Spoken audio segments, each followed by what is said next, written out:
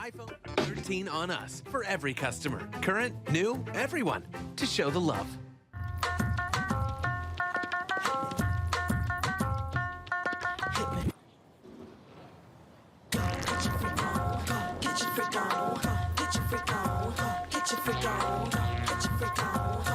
Black Star Network is. Hold no punches! I'm real revolutionary right now. Support this man, Black Media. He makes sure that our stories are told. Thank you for being the voice of Black America, Roland. Stay black. I love y'all. All momentum we have now, we have to keep this going. The video looks phenomenal. See, this difference between Black Star Network and Black-owned media and something like CNN. You can't be Black-owned media and be scared. It's time to be smart. Bring your eyeballs home. You dig?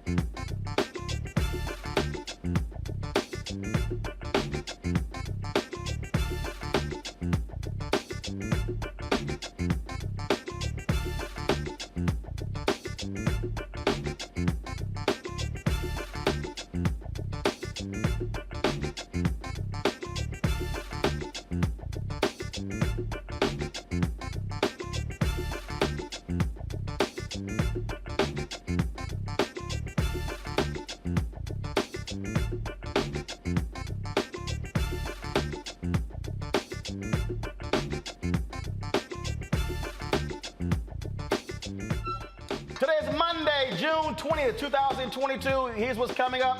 I'm Roland Martin Unfiltered on the Black Star Network on this federal Juneteenth holiday. Well, you know, it was actually yesterday, but this is the federal holiday.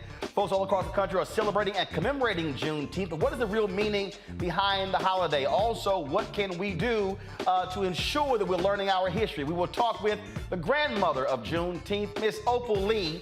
Also, Dr. Carr of Howard University to understand this federal holiday and how we as African Americans should be approaching this. New York Governor Kathy Hochul signs landmark voting legislation, folks, that deals with the right to vote. But what does the law mean ahead of the November general election? We'll speak to the bill's sponsor, New York Assemblywoman Latrice Walker. Prices continue to soar across the nation with no clear end in sight. Everyone points the finger at who they think is responsible. We'll talk to a black economist to explain what causes inflation and some things you can do during these times to stay afloat. And we'll show you how Bill Maher got owned by Crystal Ball and how he is clueless about how America helps billionaires and millionaires. But y'all tripping on the working poor getting a check?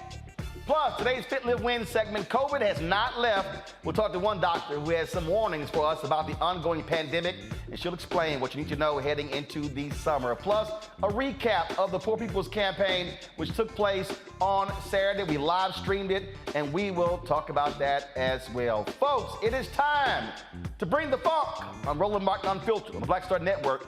Let's go. He's got it. Whatever the miss, he's on it.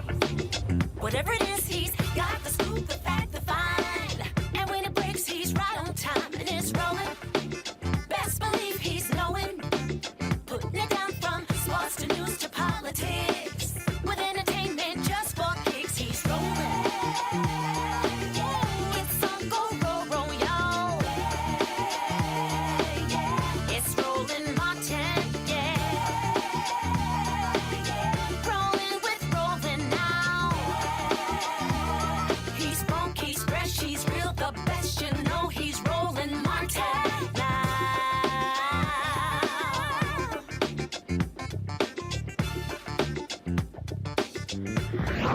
Martin.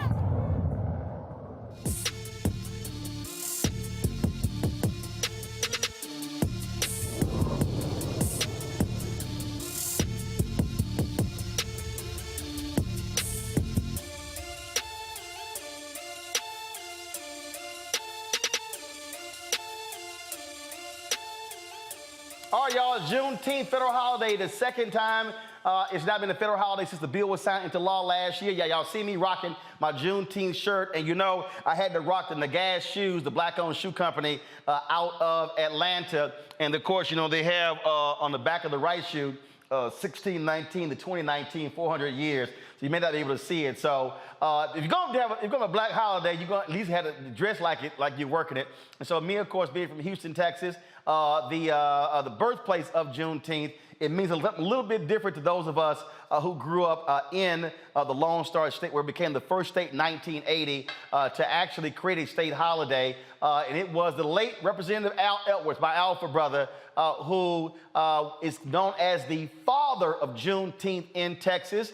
The woman known as the grandmother of Juneteenth is Opal Lee, 95 years young. She's been giving folks hell, walking all across the country, being here in D.C., trying to let people know about Juneteenth. She joins us right now. Opal, glad to have you here. I know this is something that you always fought for. And Opal, I need you to speak to this because there are a lot of people who are like, I don't understand why are we making a big deal out of Juneteenth. We don't even need Juneteenth.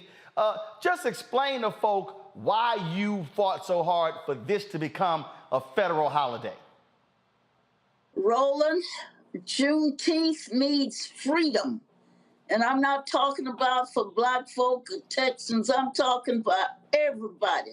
And we're not free yet. As long as we have the disparities that we have, we're not free.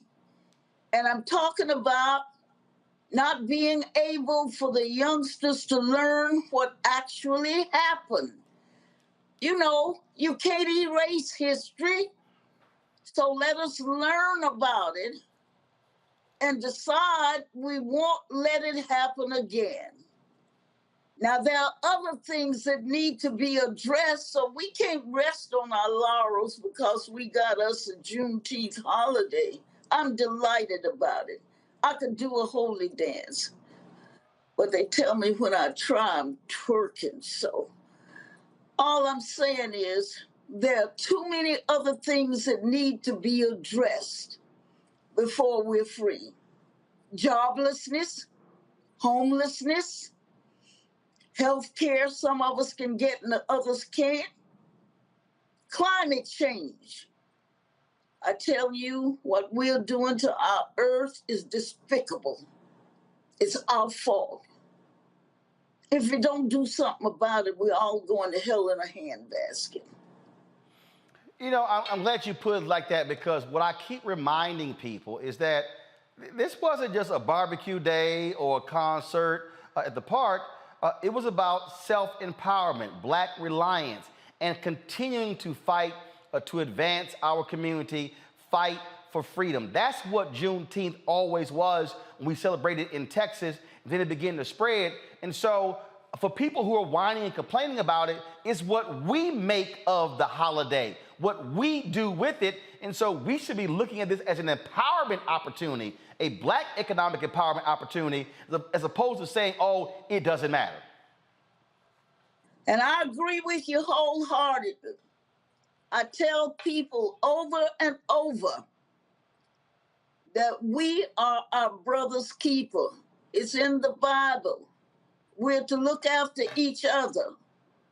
And heaven knows we need looking after. So I say, make yourself a committee of one. You know, people who aren't on the same page we are on, change their minds. And the minds can be changed. If people can be taught to hate, they can be taught to love. Absolutely. And you have not stopped, continued fighting. So what's next for you?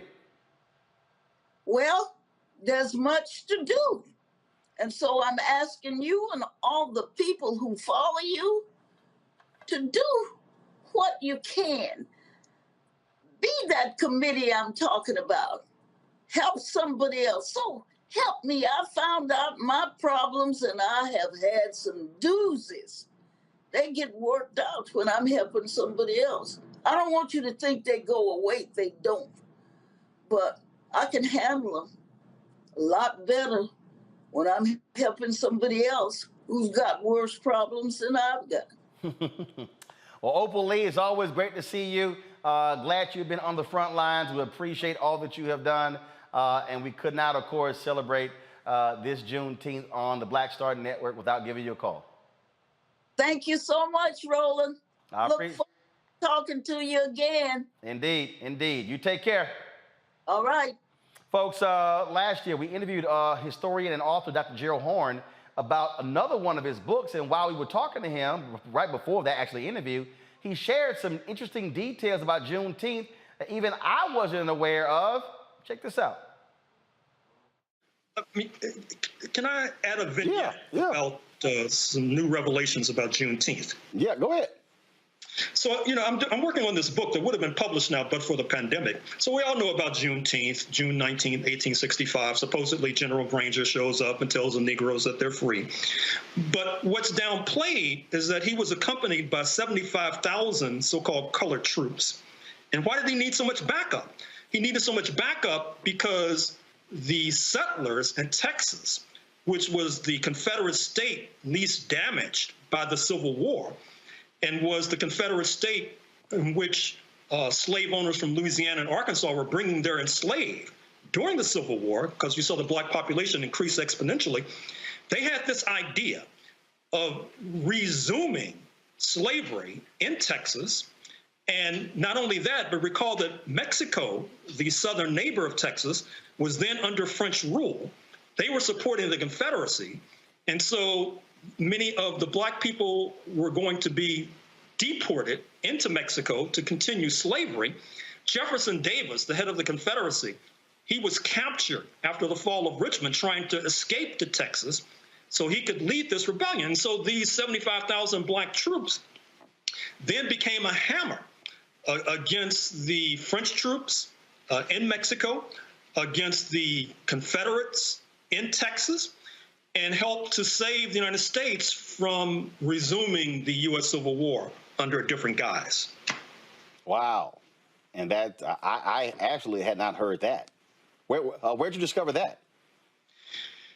I've been spending a lot of time doing research in the past few months during the pandemic, reading microfilm on lockdown, U.S. State Department reports from Mexico, for example.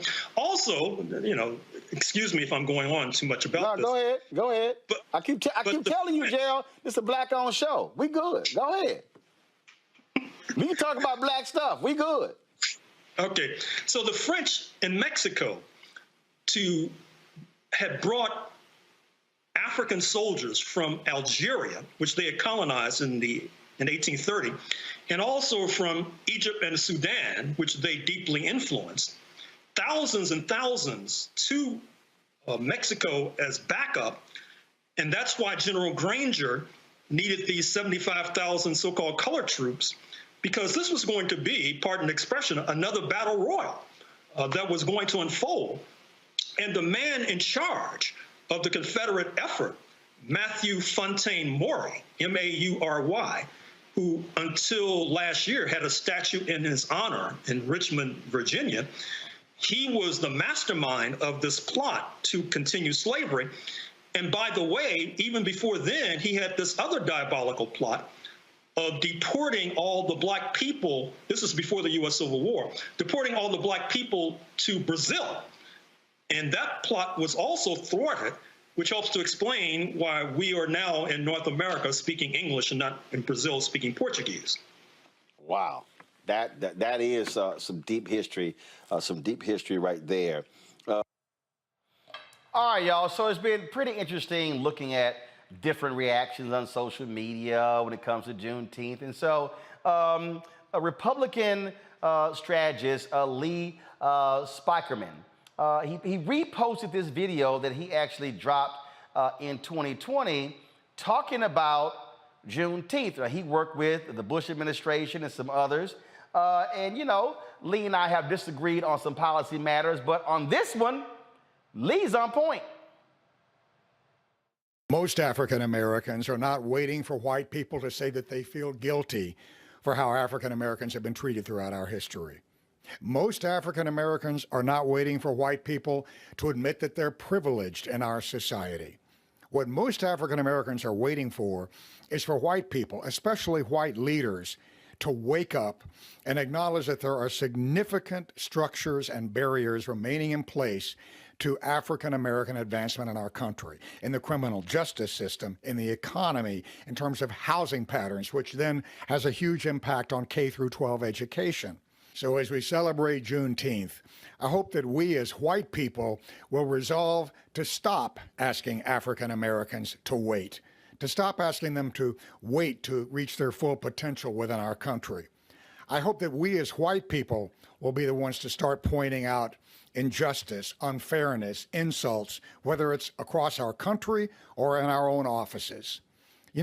Most black people don't want to be that guy or that woman that has to point out problems that involve race. It would sure be nice if white people at least took some of that burden. White people do still dominate every realm of our society. So it's incumbent upon us to be the prime movers in the actions and the initiatives that will turn things around and enable even more African Americans to do great things in this country. Now, folks, Bill Nye, the science guy, very knowledgeable dude. Well, he might be knowledgeable on science, but he ain't knowledgeable on everything. Bill got into a little trouble this weekend, y'all, for his tweets. Did y'all see his tweets? Y'all have it? Okay, so okay, I'm gonna get to Dr. Oz in a minute, but I gotta show you the Bill Nye tweets because, again, Bill got lit up by folks for his Juneteenth tweets. And so this is what, let's see here. I'm gonna see if let me connect to the Roku here so I can show y'all on my phone. Okay, all right, you should be seeing it now. Okay, let me know when it pops up. Here we go. Bill Nye posted this tweet holding a U.S. Constitution. This was on at 5:26 p.m. on Juneteenth on yesterday. He says, the United States we know today was built with the labor of enslaved black Americans. The last were not freed, parentheses officially, until 19th of June, 1865. Let us celebrate and never forget. Now, as you see down here, boy, the ratio of this sucker, 47,000 retweets, 3,576 quote tweets, 327,000 likes. Well, Bill got lit up because his facts were not appropriate, and so Bill had to respond to that today. Just a couple of hours ago, this is what Bill tweeted. Getting the facts right is important. I want to thank my followers for pointing out that Juneteenth did not mark the end of slavery. It was a milestone on the long road to freedom and a day chosen to celebrate and reflect. Now, Dr. Oz, of course, Mehmet Oz, who's running for the Republican nominee for the U.S. Senate in Pennsylvania, he actually decided to get in on the Juneteenth Act. And so this is what happened. He sent out two tweets, one that pissed off his white Republican supporters. And so what you'll see here is that do y'all have the one on the, not that one, y'all have the full tweet, thank you. This is what he tweeted. Our country is better because of our freedoms, our unity, and our equality. Hashtag Juneteenth. Oh, the white folks were upset with Dr. Oz, so he took that one down and posted this one. Our country is better because of our freedoms and our unity. He took out equality. See, go back to the tweet. Maybe I think the problem is his white Republican supporters, they must have thought the Juneteenth colors was the LGBT rainbow. That's what I think happened. They probably saw equality thinking it's Pride Month, and they were probably like, don't be talking about equality. So they probably got a little confused. That ain't the rainbow, y'all. So again, this is the first one. Our freedoms, our unity, and our equality. This is the second one. Our freedoms and our unity. Go back to the first one.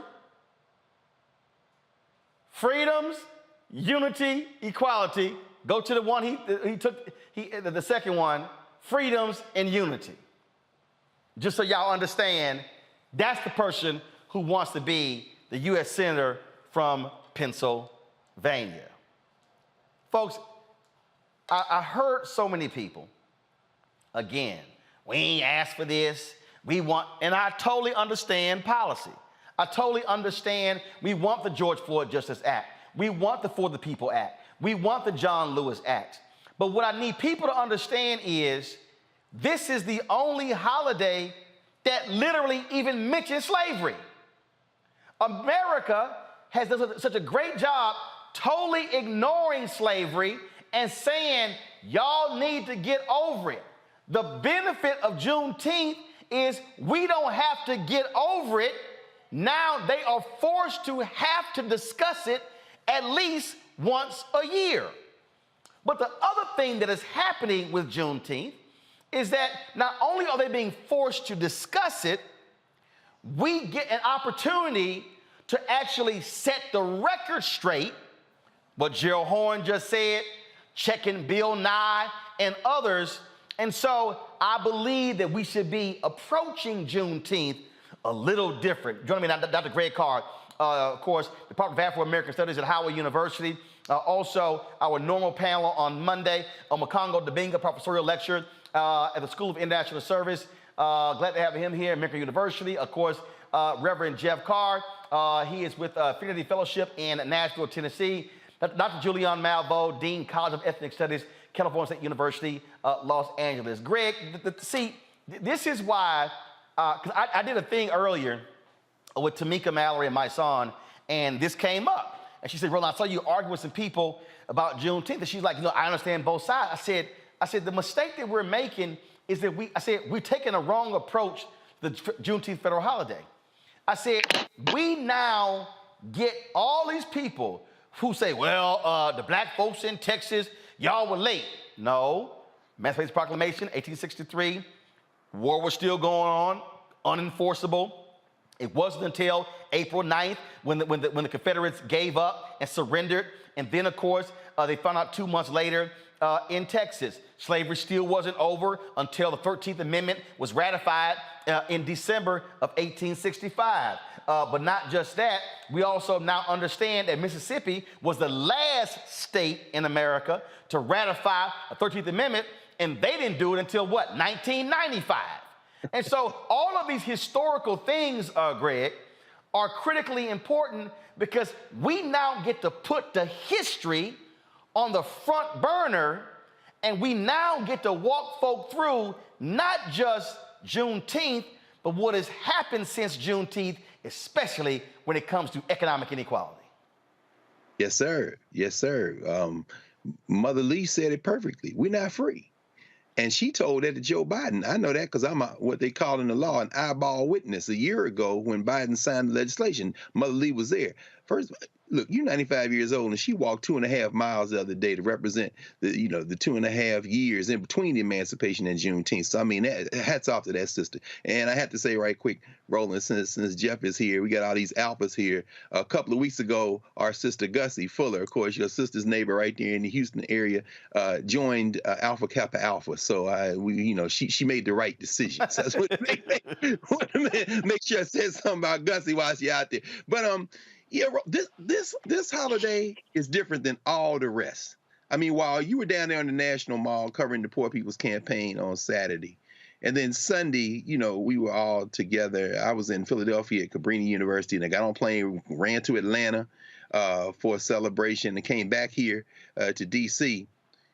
That shirt you have on doesn't have the Juneteenth colors that Ben Hagan, the folks out of Connecticut, the National Juneteenth Commission, say are the Juneteenth colors, red, white, and blue, with that star in the middle. No, they're not. They're not. But what is amazing, Roland, this is the thing. And see, this is the thing that white folk, nobody else could predict. The colors that I saw in Atlanta, in Philly, en route, every time the plane stopped back in D.C., are the colors you have on. Black people are wearing the red, black, and green, and the yellow, of course, in a lot of the Caribbean countries is added as well. We're wearing those colors because Juneteenth is a holiday, not even a celebration, a commemoration of Black self-determination. When I tell you, I saw so many, I went in one subdivision riding past in Atlanta, there must have been 60 or 70 cars. They were all headed to one house. And I thought to myself, you know what? This could become, for Black folk, bigger than Memorial Day. Because now, unlike Memorial Day, all the children are out, K-12. And the summer solstice, the official beginning of summer on the calendar, is tomorrow, the 21st. And what we're seeing is, just as you said, beginning in Texas in 1866, continuing throughout the rest of the 19th century, and then into the 20th century, as we saw places like Buffalo, New York, Rochester, Minnesota, all over, Richmond, Virginia, Philadelphia, other places, D.C., have Juneteenth celebrations. And then in 1968, we were down on the mall when we're all down there on Saturday. On Juneteenth, 1968, Coretta Scott King stood on the steps of the Lincoln Memorial at the Solidarity Day rally, which closed out the Resurrection City, which of course laid the foundation for what Reverend Barber and Reverend Theo Harris and everybody did on Saturday, and talked about Juneteenth, and more people around the country found out Black people have been celebrating Juneteenth around the country coming out of Texas all along.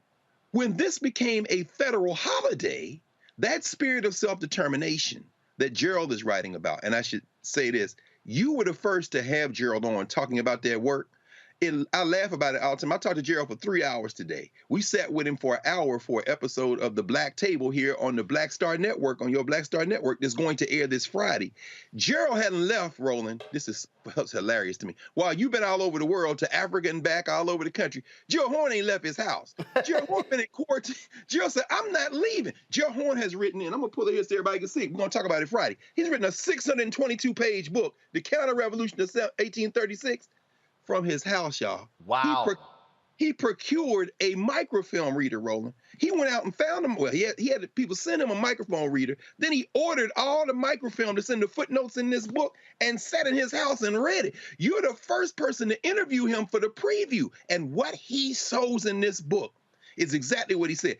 That order wasn't worth the paper it was written on until the soldiers made it work. People say Lincoln freed the slaves. No, they didn't. Those brothers, thousands of them, sailed in there with General Granger. And if you think that the people who heard Granger's lieutenant read that order, Special Order Number 3, which, by the way, goes a lot further than the Emancipation Proclamation, because General Granger's order, read by Major Emory, his lieutenant, says black people are free, says that you have absolute equality of personal rights and rights of property between former masters and former slaves. The Emancipation doesn't say that. The 13th Amendment doesn't say that. And then it goes on to say you are to work for wages. That's not in the 13th Amendment. Hell, that's not even in the 14th Amendment, which is way off. But then it also says, now don't come over here to the Union Army ranks and come over here and think that we're going to give you all anything, which is a little condescending. But the point I'm trying to make is, even reading that, do you think that black people heard that from him? And that was the first time they heard that? No, those black soldiers were talking to black people as they were coming across to Texas. And that's critical. Another thing Gerald says, which is very important, and he said it right there, but we want to emphasize this. That was 1865.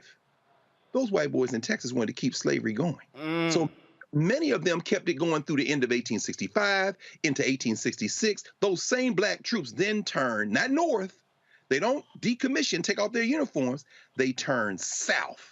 And they are now at war with the puppet government in Mexico because the French have installed a puppet named Maximilian who wants to make slavery legal in France. And as Gerald said, all the Confederates are going to Mexico to regroup, and they're getting help from other places in the United States, including California.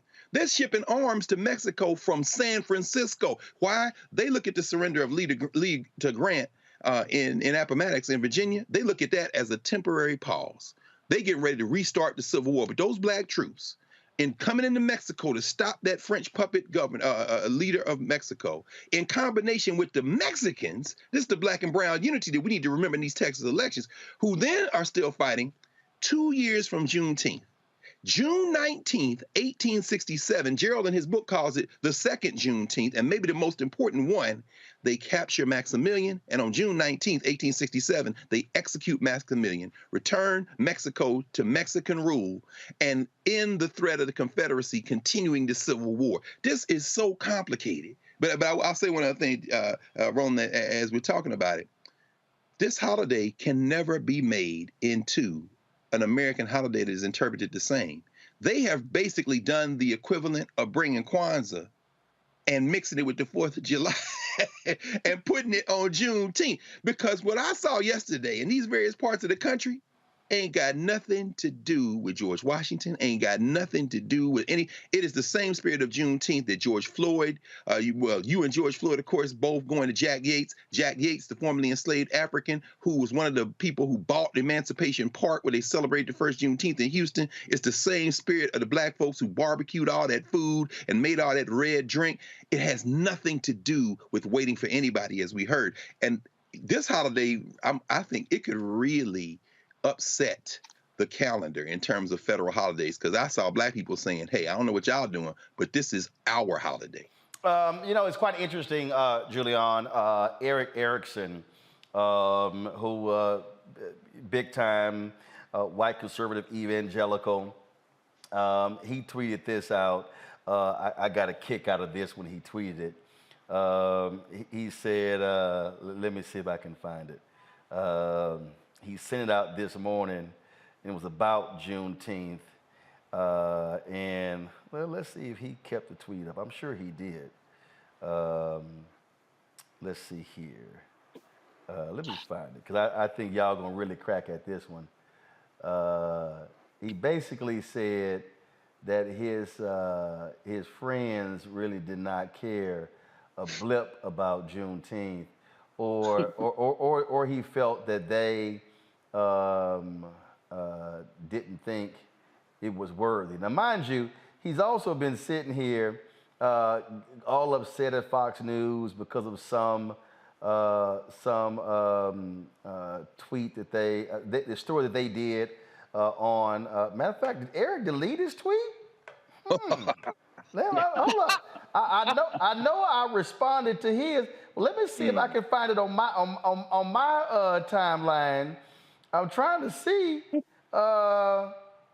I guess my folk got a hold of his tweet after I posted what I did, and they must have lit that behind up. I'm trying to. So here it is. Oh, this is what he tweeted. No, that's the one about the January 6th. I'm looking for it. Okay. All right. I'm still looking. I'm like, where'd that tweet go, Eric? Because I literally had to chastise him because he said that a lot of his friends did not feel as if Juneteenth needed to be celebrated.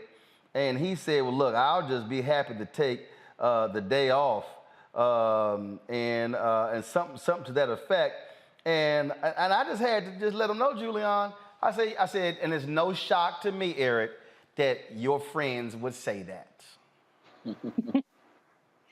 You know, as you said earlier, Roland, this is what happens. This is now one of 12 federal holidays. People who work for the federal government get a day off. Many of them will take the day off. They don't care about Juneteenth or anything else. That's called their business. Many people will get an education because most newspapers, when you have a federal holiday, they're going to write about it. They're going to say things about it. And so more and more people are going to be educated. The likes of Erickson, whatever his name is, the likes of him are too dumb to pick up a newspaper and read something, too dumb to learn, and too basically absorbed in their own ignorance to understand history. But what we do know, and I do hope that Greg Carr is right, and that this does not go the way of American holidays, as in, I was Googling earlier today and saw somebody had some Happy Juneteenth cards. Some company named Big Dot Productions out of Wisconsin. So you know those probably not black people. Happy Juneteenth cards, give me a you-know-what break. I mean, that's just absurd.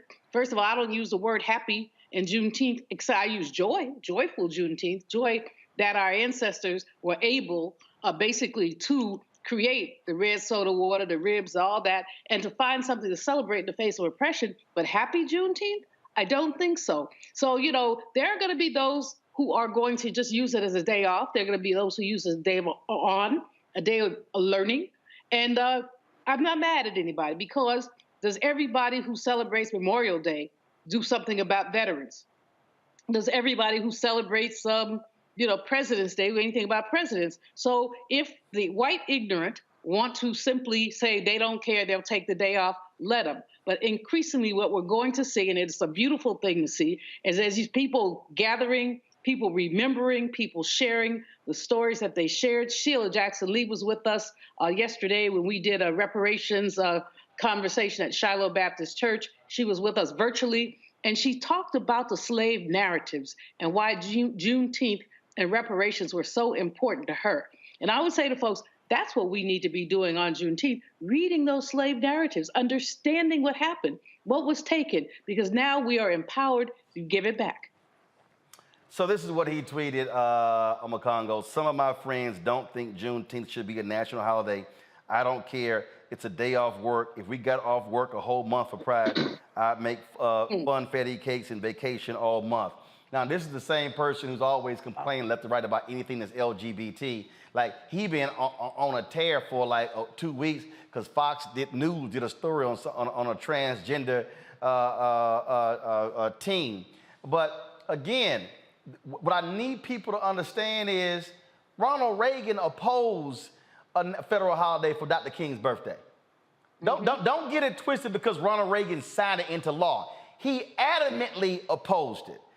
Senator John McCain voted against it. Arizona was against it. The Super Bowl got pulled out of Arizona because of their objection to an MLK holiday. They lost all that money and they had to scramble to get it back. So what I'm laying out is, again, for the people who are sitting here saying, well, it doesn't mean anything, we get to remind America of its original sin.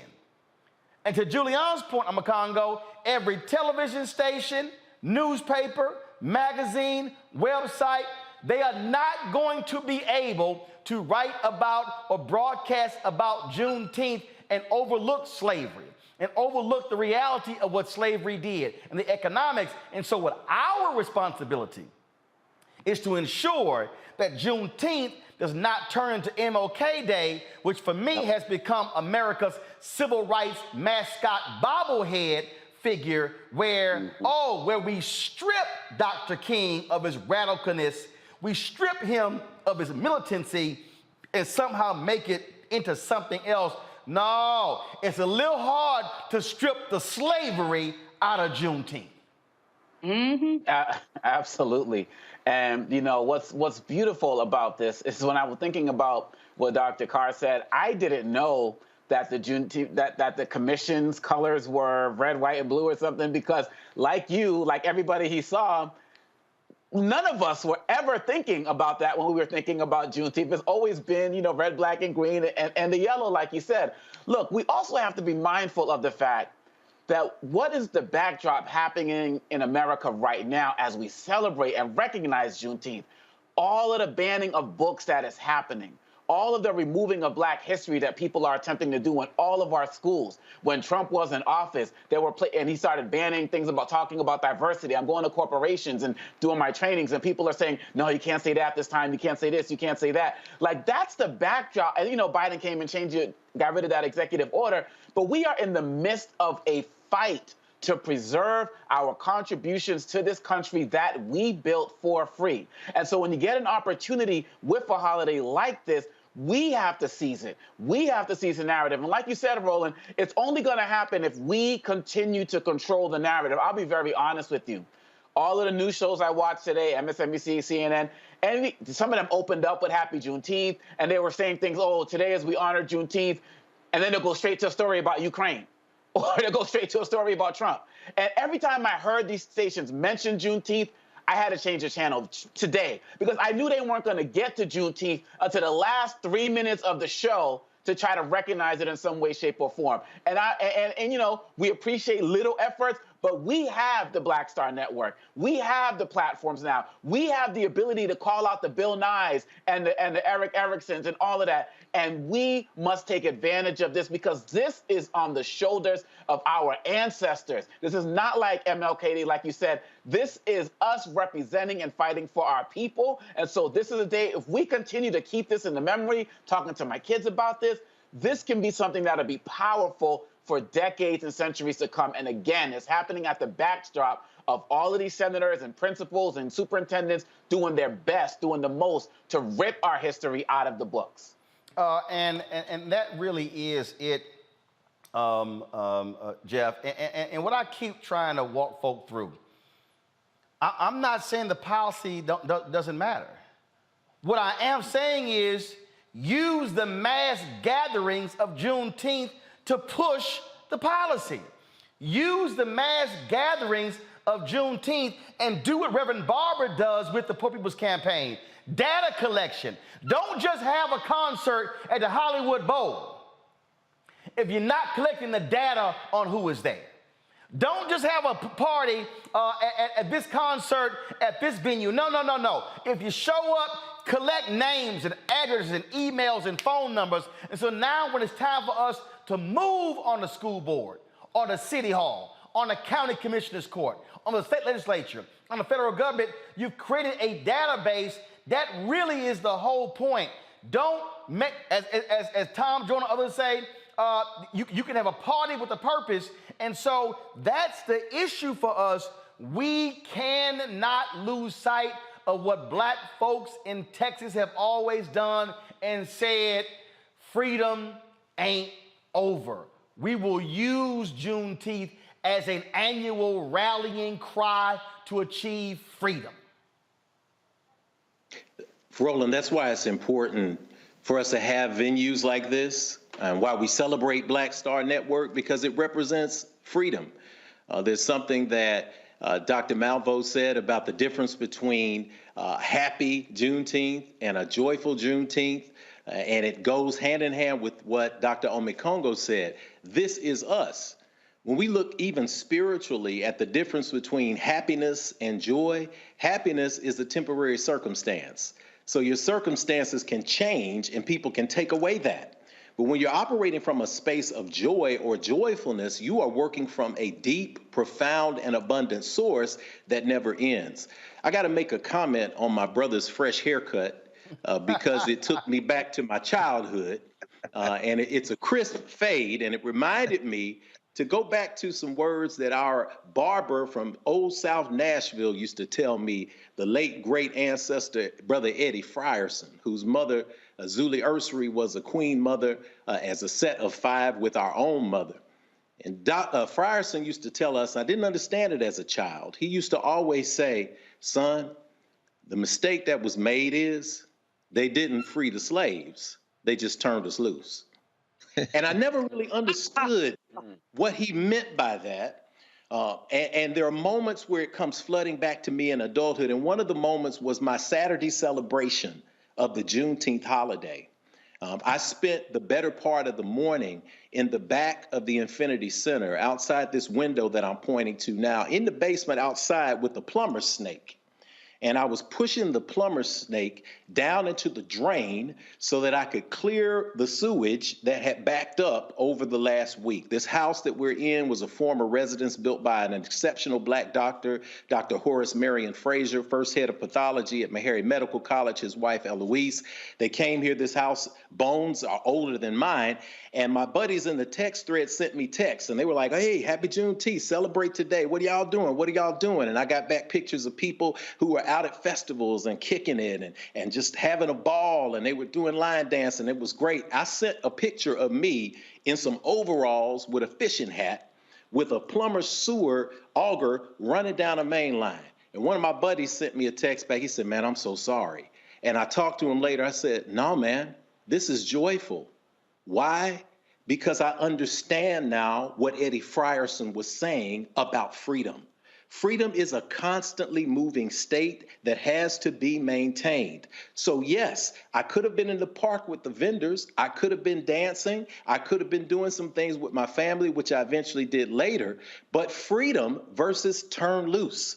Turn loose is the reason why so many of us went back to the plantation, because we were not given the 40 acres and a mule to maintain and to own. It's why we go back to the plantation now, because we're fearful of maintaining and our institutions and our independent spaces. The reason why I joyfully went down in that sewer is because I know that every Monday through Friday, 24 young Black kids are in this building learning how to act out on a stage instead of a street corner. A group of professional adults are falling through here on a regular basis, empowering people and teaching them how to buy homes, how to build wealth, how to send a society around their culture. And guess what? The cost of freedom, if it's me going out to the sewer, it's going out to the sewer. But I do it joyfully because that gift of maintenance is what I remember when I realized that nobody can tell me to leave this building. Nobody can tap their watch and say, stop liberating your people. Nobody can stop us from coming and going on these 4.9 acres. This is what we talk about when we remind people that Juneteenth is not just a holiday, it is a recognition that there were free people on that island in Galveston who fought through the last 50 years of laws that made it so that you had a choice. Choose to leave the state, choose your own master, or we will snatch you and assign you a master. You had to dodge the pirates who were using the island of Galveston to continue the slave trade, the triangular slave trade system, after it was over. So when they made a way with those 75,000 troops to find freedom, they built communities, they established communities, and we are gifted with this holiday from the brave people of Texas who kept it alive and kept it ours. And we are now encouraged to do the same, to continue to find the joy in freedom every single day. And Greg, I know some people out there wondering, man, well, it's a holiday. Why y'all working? Because if we work on MLK Day and on Juneteenth Day, because we gonna make sure our stuff get covered on this day. That's why. And I love this day. I'm gonna play this here for you, Greg. Ain't nothing like seeing these white racists like Charlie Kirk go crazy when they have to confront Juneteenth. Listen to this whining. To create a new Independence Day, a new federal holiday. National regime media is in the process of trying to create a new Independence Day, a new federal holiday. Now, on the surface... Guys, turn the audio up, please. And if you take it word for word, it absolutely is. It's wonderful news that the news of emancipation hit Texas and the slaves were freed. A day worthy of celebration. But let's not be naive. National regime media is in the process of trying to create a new Independence Day, a new federal holiday. Now, on the surface... Greg, a new Independence Day. Charlie, facts are facts. Y'all can holler July 4th all you want to. The fact of the matter is we were not free on July 4th. Charlie, go. Since y'all love using Frederick Douglass and Donald Trump still think he living. Go read the Frederick Douglass speech about July 4th. Go read Jackie Robinson's book, I Never Had It Made. We talked about the Star-Spangled Banner and the Pledge of Allegiance. Please, Charlie Kirk, if y'all want to have that conversation about freedom, I'm willing to wear your ass out like I did Richard Spencer. Roland, they don't want no smoke from you, man. One of the many things I enjoy about how you move through the world is you surveil social media like it's a police scanner. And every time one of them poke their head up, you come at them like Omar from The Wire, man. It's like Omar coming. It's like Roland coming. He don't want no smoke, man. Charlie Kirk's looking kind of rough these days. It looks like he may be losing his old concept of a country. He look like he's in his mom's garage or basement somewhere. He's got his little ill-fitting hat on and T-shirt look a little raggedy. Like, Charlie, it's going to be okay, or not. But, you know, and as my brother said, as Jeff, you just said, man, you brought back the wisdom words of Eddie, man. And you talk about the work, the labor. Everybody works, man. We work all the time. And Roland, you were working on Saturday, and you talked about this extensively on Saturday. The fact that you were on a platform on Risers with that whole team, which I was so happy to see in person, particularly all those young people that are working in Black Star Network, your production team. AP, ABC, NBC, the MSNBC. Everybody had a place on that riser as well, and they weren't there. You were. And every July 4th, you have people convene, and I've been honored to be one of those many people you have come in and read pieces of that Frederick Douglass speech. What to the slave is the 4th of July. Because remember, I had you and many others, and so every 4th of July, we gonna stream that bad boy. No question. So like Jeff just said, can't nobody tap you on the shoulder and like you love saying every week, can't nobody tap you on the shoulder right there and say, hey, you got to get out the building. No, you own this. And like you told Gerald, no, go on, brother. This is what this platform is for. This is what's driving Charlie Kirk and them crazy. And Dr. Malvo, Brother Omakago, I'm thinking about it. And I think we really don't know the impact of this holiday. And yeah, it's a holiday. And you're right. I mean, even when we were down last year, as Biden was signing this, people saying, yeah, this is cool, but the reason you signing this is because everybody and their mama was out in the street the last 2 years, and you scared the hell out of you. So yeah, we'll take this. And unfortunately, and we'll talk about it maybe with Reese, I want to ask her, I'm sure that the Juneteenth brunch or lunch or whatever it was that the vice president had at her residence, and Reese and her husband and the baby went, and it was very nice. And I'm thinking to myself, why isn't Kamala Harris at least saying something about all these people over here on the National Mall representing 140 million poor and low wealth people? Roland Martin is there covering. Dr. Malvo is with him. I'm over there with you. And we're also with Pacifica covering all this. Cornel West is out there. Freddie Haynes is out there. Why aren't you out there, Madam Vice President, even out in the crowd? Oh, you having a Juneteenth celebration at your house? And Pharrell, no disrespect, bruh. And I love Questlove and them. I'm a Philly guy, too. But I'm saying, y'all having concerts charging people $300-400 to come for a June. Are you serious? My brother put it right where it needed to be put. We have always worked. This is about self-determination. And you worked the Juneteenth weekend, Roland. Right now is the Juneteenth federal holiday. Where are you? You're working. That's what Jack Yates literally did. This man came from North Carolina as an enslaved person, got to Texas, and they put their money together and bought Emancipation Park. This Juneteenth is just a moment to recognize our self-determination. That's right. I really don't know. I don't really know whether we're going to know the implications of this holiday, Roland. That's all. Well, and that's why we have to actually what is that Freedom's Journal, third paragraph, March 16th, 1827. I keep telling y'all this here. Y'all should have it queued up. I don't know what y'all doing in there. Y'all should have it queued up, but since you don't have it queued up, I'm gonna go ahead and show y'all. Y'all, that's why I said, we wish to plead our own cause. Too long have others spoken for us. That's it right there. That's why we do what we do and gonna keep doing what we doing. Greg, I appreciate, man, you joining us for this. Thanks so very much.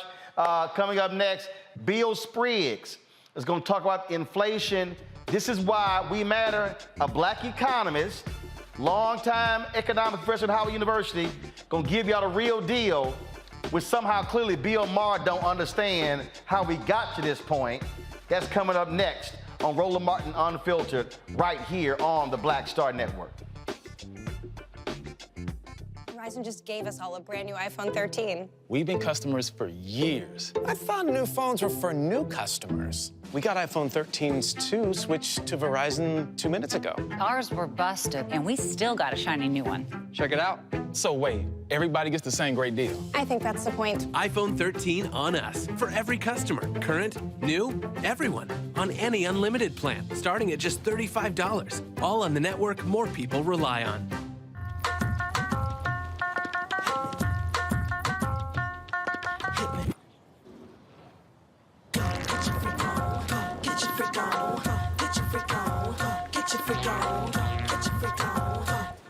On the next A Balanced Life with Dr. Jackie, we're talking all things mental health and how helping others can help you. We all have moments where we have struggles, and on this week's show, our guests demonstrate how helping others can also help you.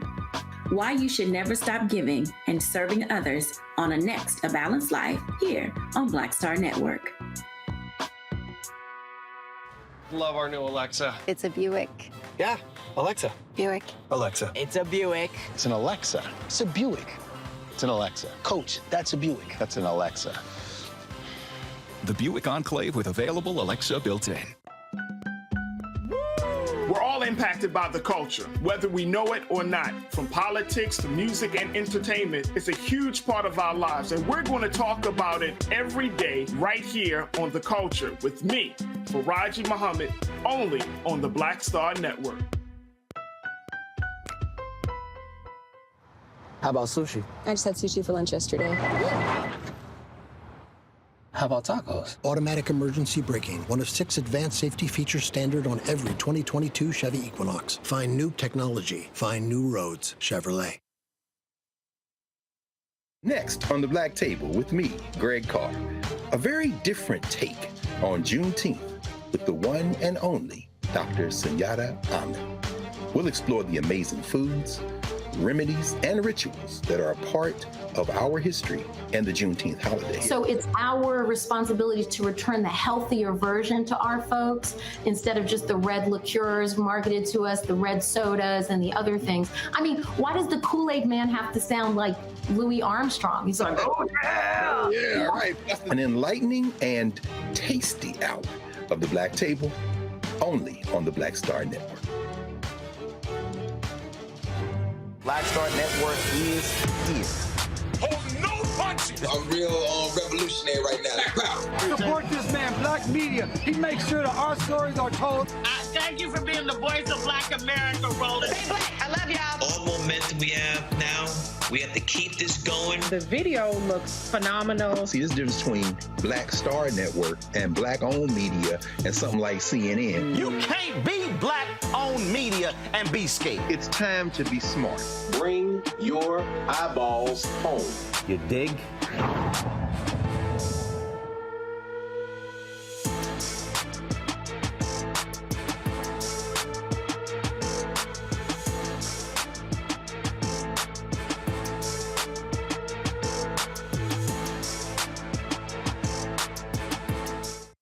Hi, I'm Vivian Green. Hi, I'm Wendell Pierce, actor and author of The Wind in the Reeds. Hey, yo, Peace World, what's going on? It's the Love King of R&B, Raheem Devon, and you're watching Roland Martin Unfiltered.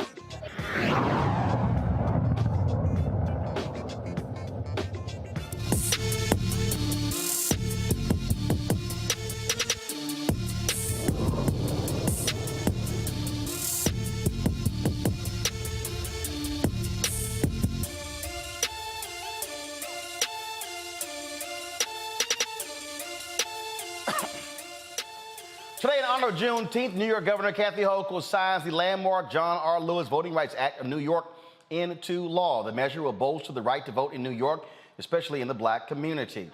Latrice Walker, a New York State Assemblywoman who sponsored the act, joins us from Brooklyn, New York. Glad to have you here. We just lost her signal, so y'all let me know when we got her back.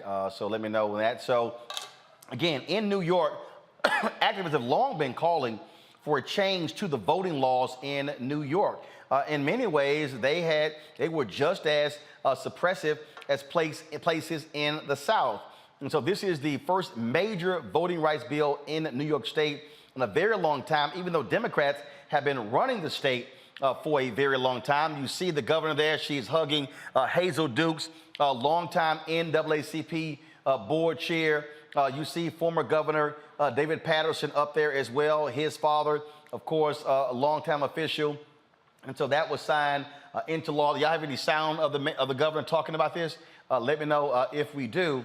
But folks, again, this is just critically important when we talk about New York. We talk about how they change these laws. And this is how we have to utilize our power to force this. Democrats had no choice to speak to this here.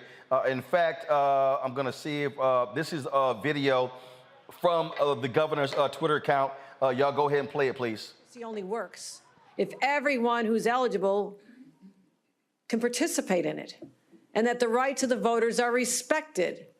Something we're seeing under assault in our nation's capital every single day in the news. Once again, New York leads. New York leads. When Republicans in Washington attack abortion rights, we protect them. When Republicans in Washington refuse sensible gun safety legislation, we enact it. And when Republicans in Washington and state legislatures deny the right to vote and undermine our democracy, we do something here in New York. We pass the John Lewis Voting Rights Act. Kathy Hochul. Let's now go to, do we have the Assemblywoman? I am here. How are you? All right, glad to have you here. First and foremost, explain to folks, again, how things were bad. New York has some screwed up voting laws. Did we lose her again? New York has some really screwed up voting laws that required a lot of fixing. You're there. I see you. Go ahead. I hear you. Okay, cool. So, yes, one of the things that we had experienced is that there were about 250,000 people who had been purged from the voter roll right here in my beautiful borough of Brooklyn. Many of those individuals were purged unlawfully, and we had to go to court in order to restore a number of them to be back on the ballot. In addition to that, in Troy, New York, where we began early voting, there were a number of polling sites that were put in places that were about as far of a distance as anyone would need to travel to go to vote from urban central communities. So the Attorney General for the state of New York had to go to court and fight to get those particular voting sites put back into an area that is accessible and is fair for all. And each and every time that there's an election, we are seeing many of the different polling sites being played around with. There are different language barriers that are put in place where only the protected languages under the federal voting rights statute are actually on our ballots, even though New York represents the beautiful, a beautiful mixture of so many different diversity, so many different cultures. And so many people are not being able to vote simply because they cannot read the ballot. And so we passed the New York State Voting Rights Act to address the voter intimidation that we've seen with respect to people, police officers having to stand outside or go to people's homes to ensure that they actually voted in places that they said that they voted at. And also to ensure that we don't have the vote dilution that we've seen. In addition to that, of course, the inconsistencies with respect to language barriers and other things. And so we also have a pre-clearance provision. We saw that in the Shelby County case, the Section 5 of the Voting Rights Act was gutted. And Congress just didn't act this year, so we knew it was up to us to include a new pre-clearance provision that where there was any voter infringements anywhere in the state of New York, that those particular counties are now required to pre-clear any changes to the voting processes that they are trying to accomplish after this particular event, after this particular bill was signed into law. So it's a proud moment in the state of New York. Well, that is awesome. We're certainly glad to see it happen. And so congratulations on getting this done. And so hopefully we'll see that kind of action taking place in other states. Well, we think that that would be the best road. This is probably one of the most progressive and strongest voting laws and voting rights laws around the country.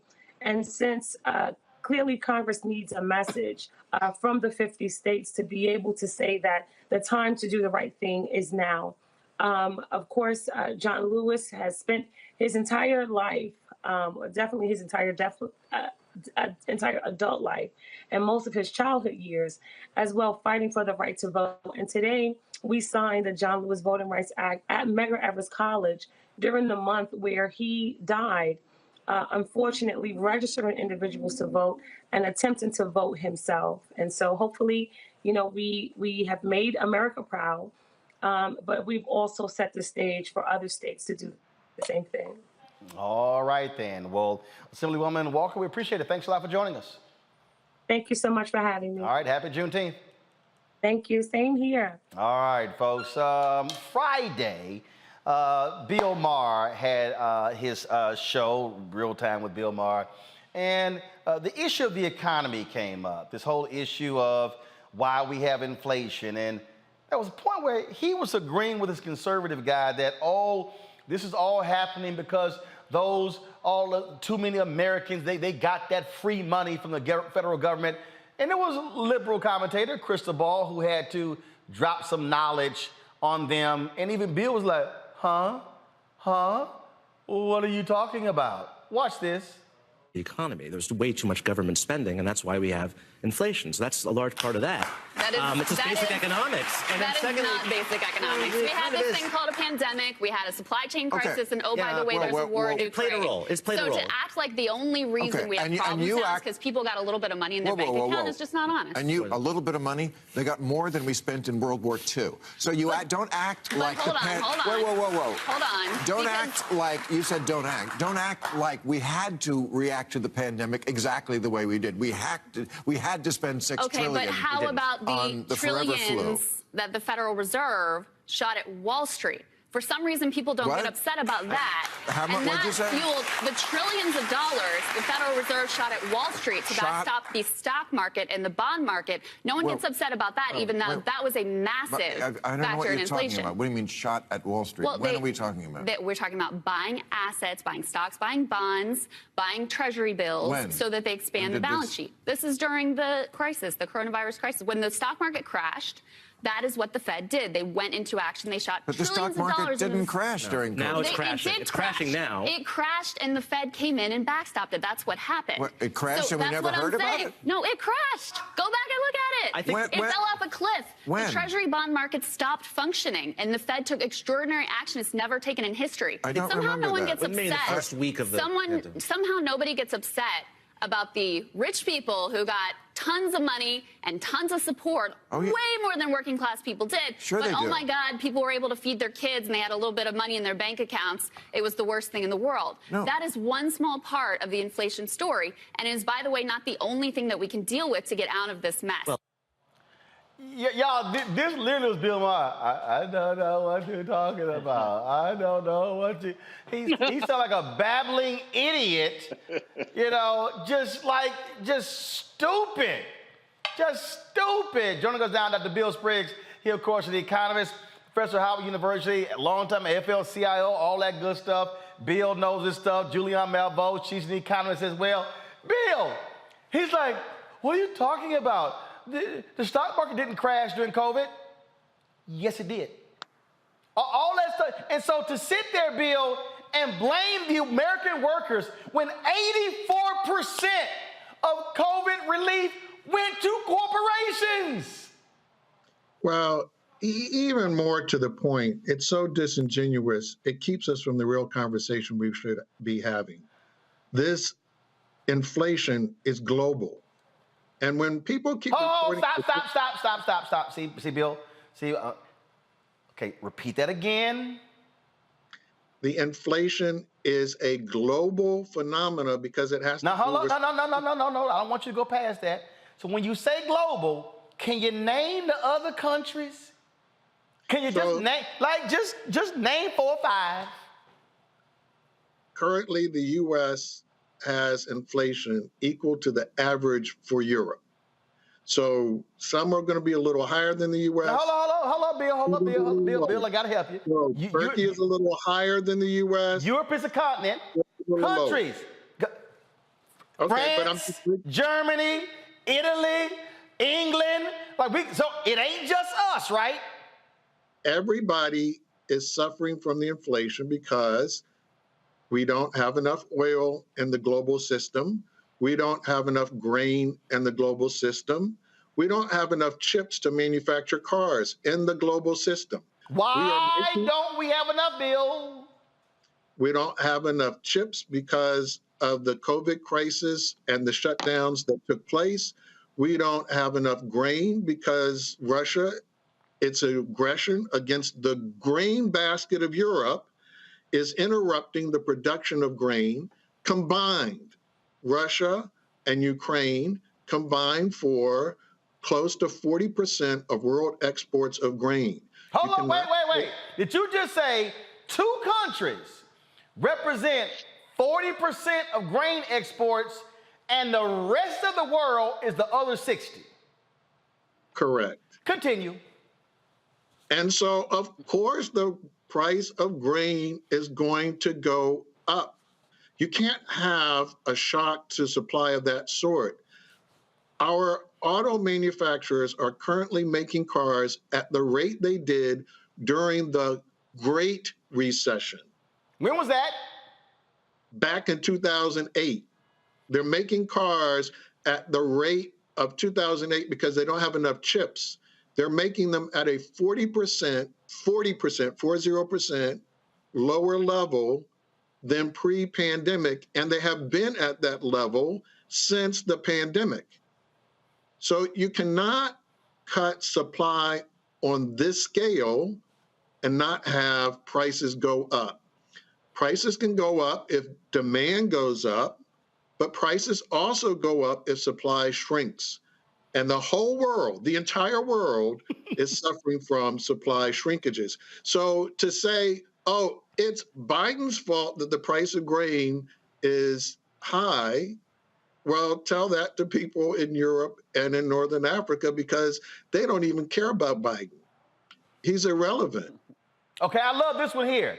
Okay, so Biden's the reason gas is $5 and $6 and $7 an hour.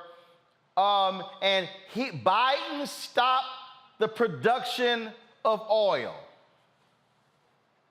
Yeah, so what happened was when COVID hit, the oil refineries, knowing that no one was driving, cut the number of refineries operating. They cut production.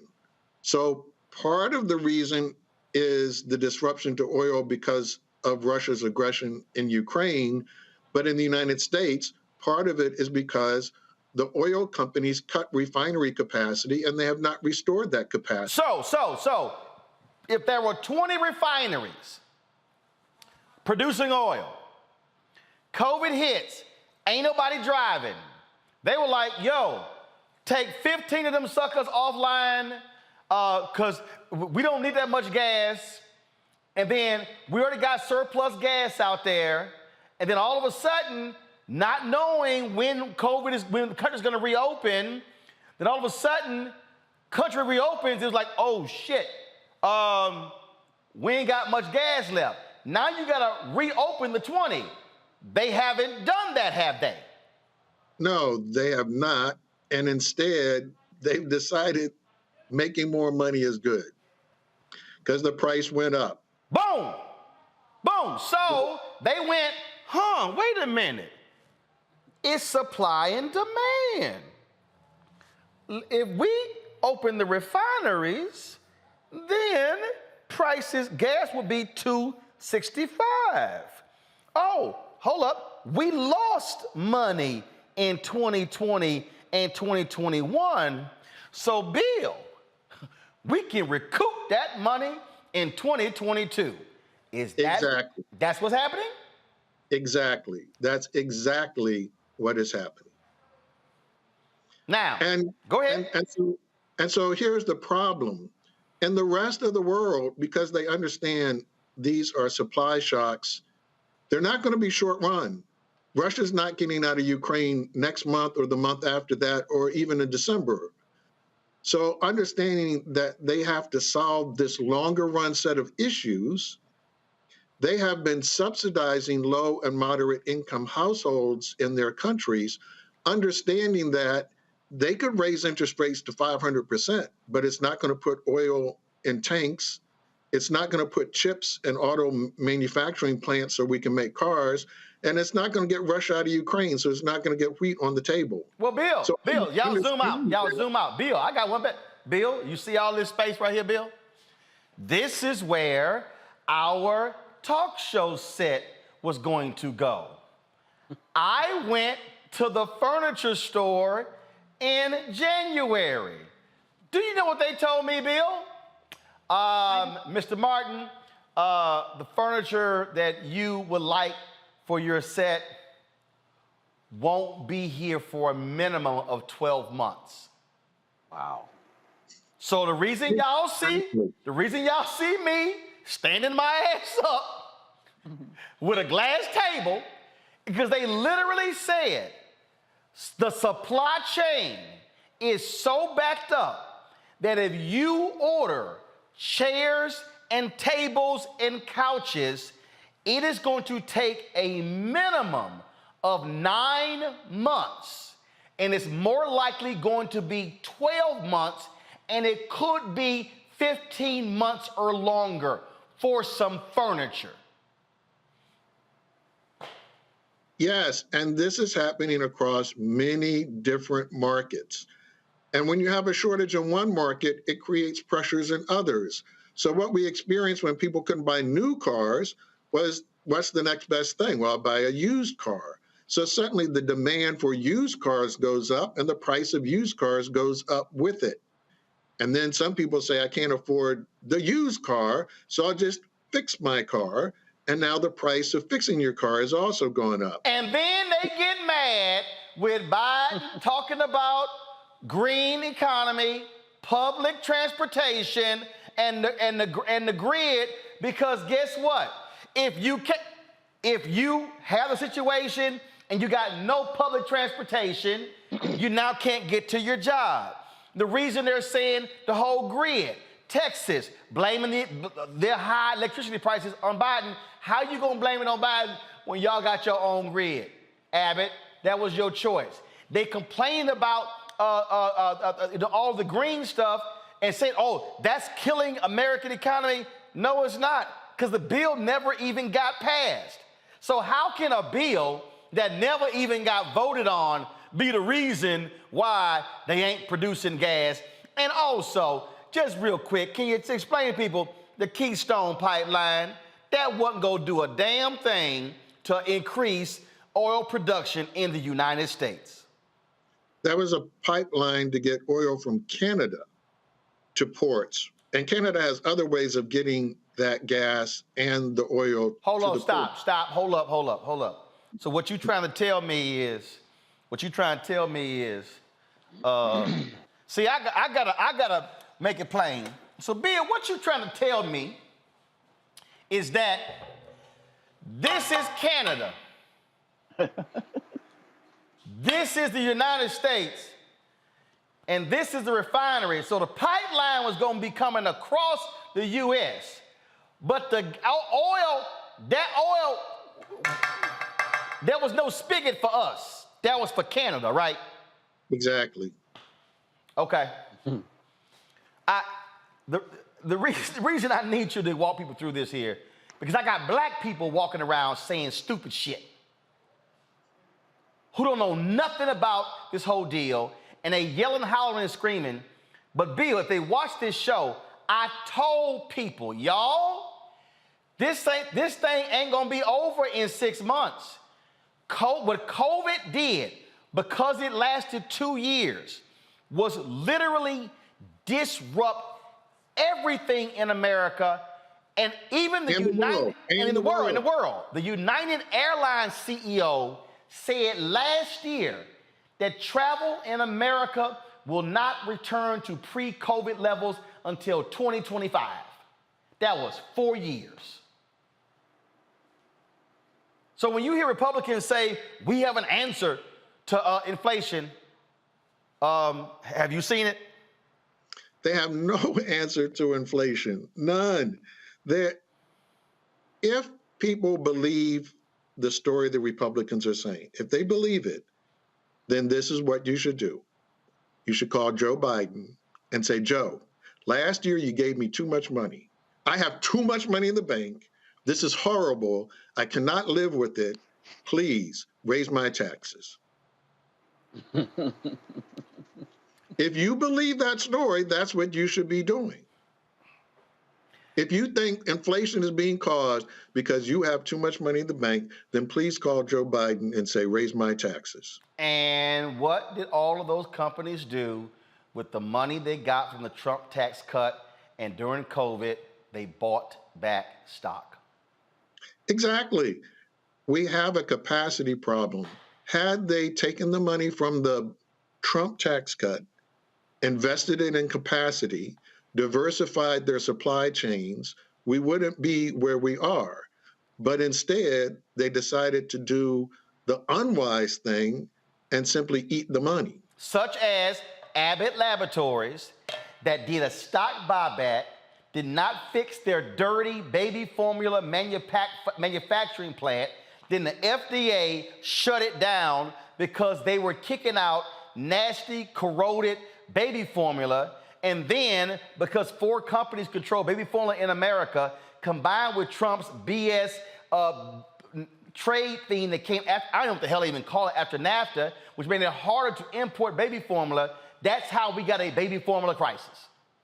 Exactly. Exactly. We are where we are out of having too few companies. And when we have more companies, those companies relying on a very narrow supply chain. And all it takes is one part of it to break, as you pointed out, with baby formula, as the auto companies are experiencing with getting chips to go into their cars. All of this stuff hinges on them having gotten too narrow. It's like buying a car and saying, I'm going to sell you a car. It's going to be real cheap because I'm not going to give you a spare tire. I'm not going to put a jack in your car. That's all well and good until you get a flat. Man, it's the craziest thing I ever heard, but that's what we're dealing with, Dr. Williams-Priest. I appreciate it, Doc. Thanks a lot. Yeah, well, it's very important for people to understand the game that's being played and blaming this on demand instead of supply, because it's keeping us from the bigger conversation. People in Africa are about to starve because of this crisis in grain production. We're not discussing that. We're not discussing what should our nation's response be to avert a human catastrophe that's about to happen.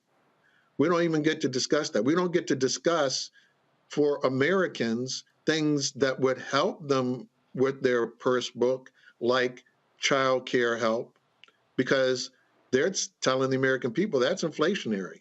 Oh my goodness, if we help lower your child care costs, that would be inflationary. Then you'd have even more money to spend. Unbelievable. Bill, I appreciate it, man. Thanks a lot.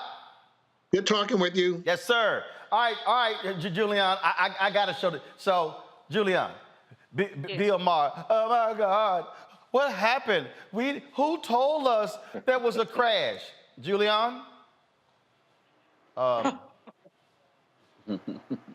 Julian. Looks like a crash to me. If you started up here, now Julian, I'm not an economist, okay? I ain't got none of them fancy degrees. But all I do know, Julian, is that if I was right here, and as we say in Texas, that some bitch dropped down here, I think this might qualify as a crash. Well, you know, Roland, the orange orangutan was not one to pump money into the economy. He always talked about he wasn't going to pump money into the economy. He put money into the economy because we saw that crash. It was a crash. The graph shows, and not only was it a crash, it was a precipitous crash. It happened in a matter of days. People started, as soon as we heard about COVID, people started pulling their money out of the stock market. All kind of craziness happened because people were frightened and because we got no leadership, zero leadership from the federal government. That's the tragedy there, and that the Bill Mahers of the world, as progressive as he used to be, somehow is now towing the line of this is Biden's fault. Well, Biden, first of all of the COVID mess begins with the orange orangutan. He basically lied. He politicized mask wearing. He told you could have injections of Purex and Lysol and it would cause COVID to go away. Remember that? I mean, there was a mass hysteria. People started staying home. People got laid off. We were in the middle of an economic crisis.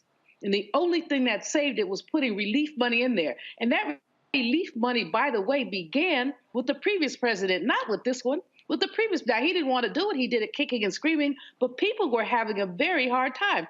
I mean, it's hard to believe that this was only 2 years ago and people are behaving as if they have collective amnesia. And then, as you said, as Bill said, and as many others have said, this notion that people got too much money. What is too much money? I'm going to tell you what's too much money. Bill Gates is too much money. Jeff Bezos is too much money.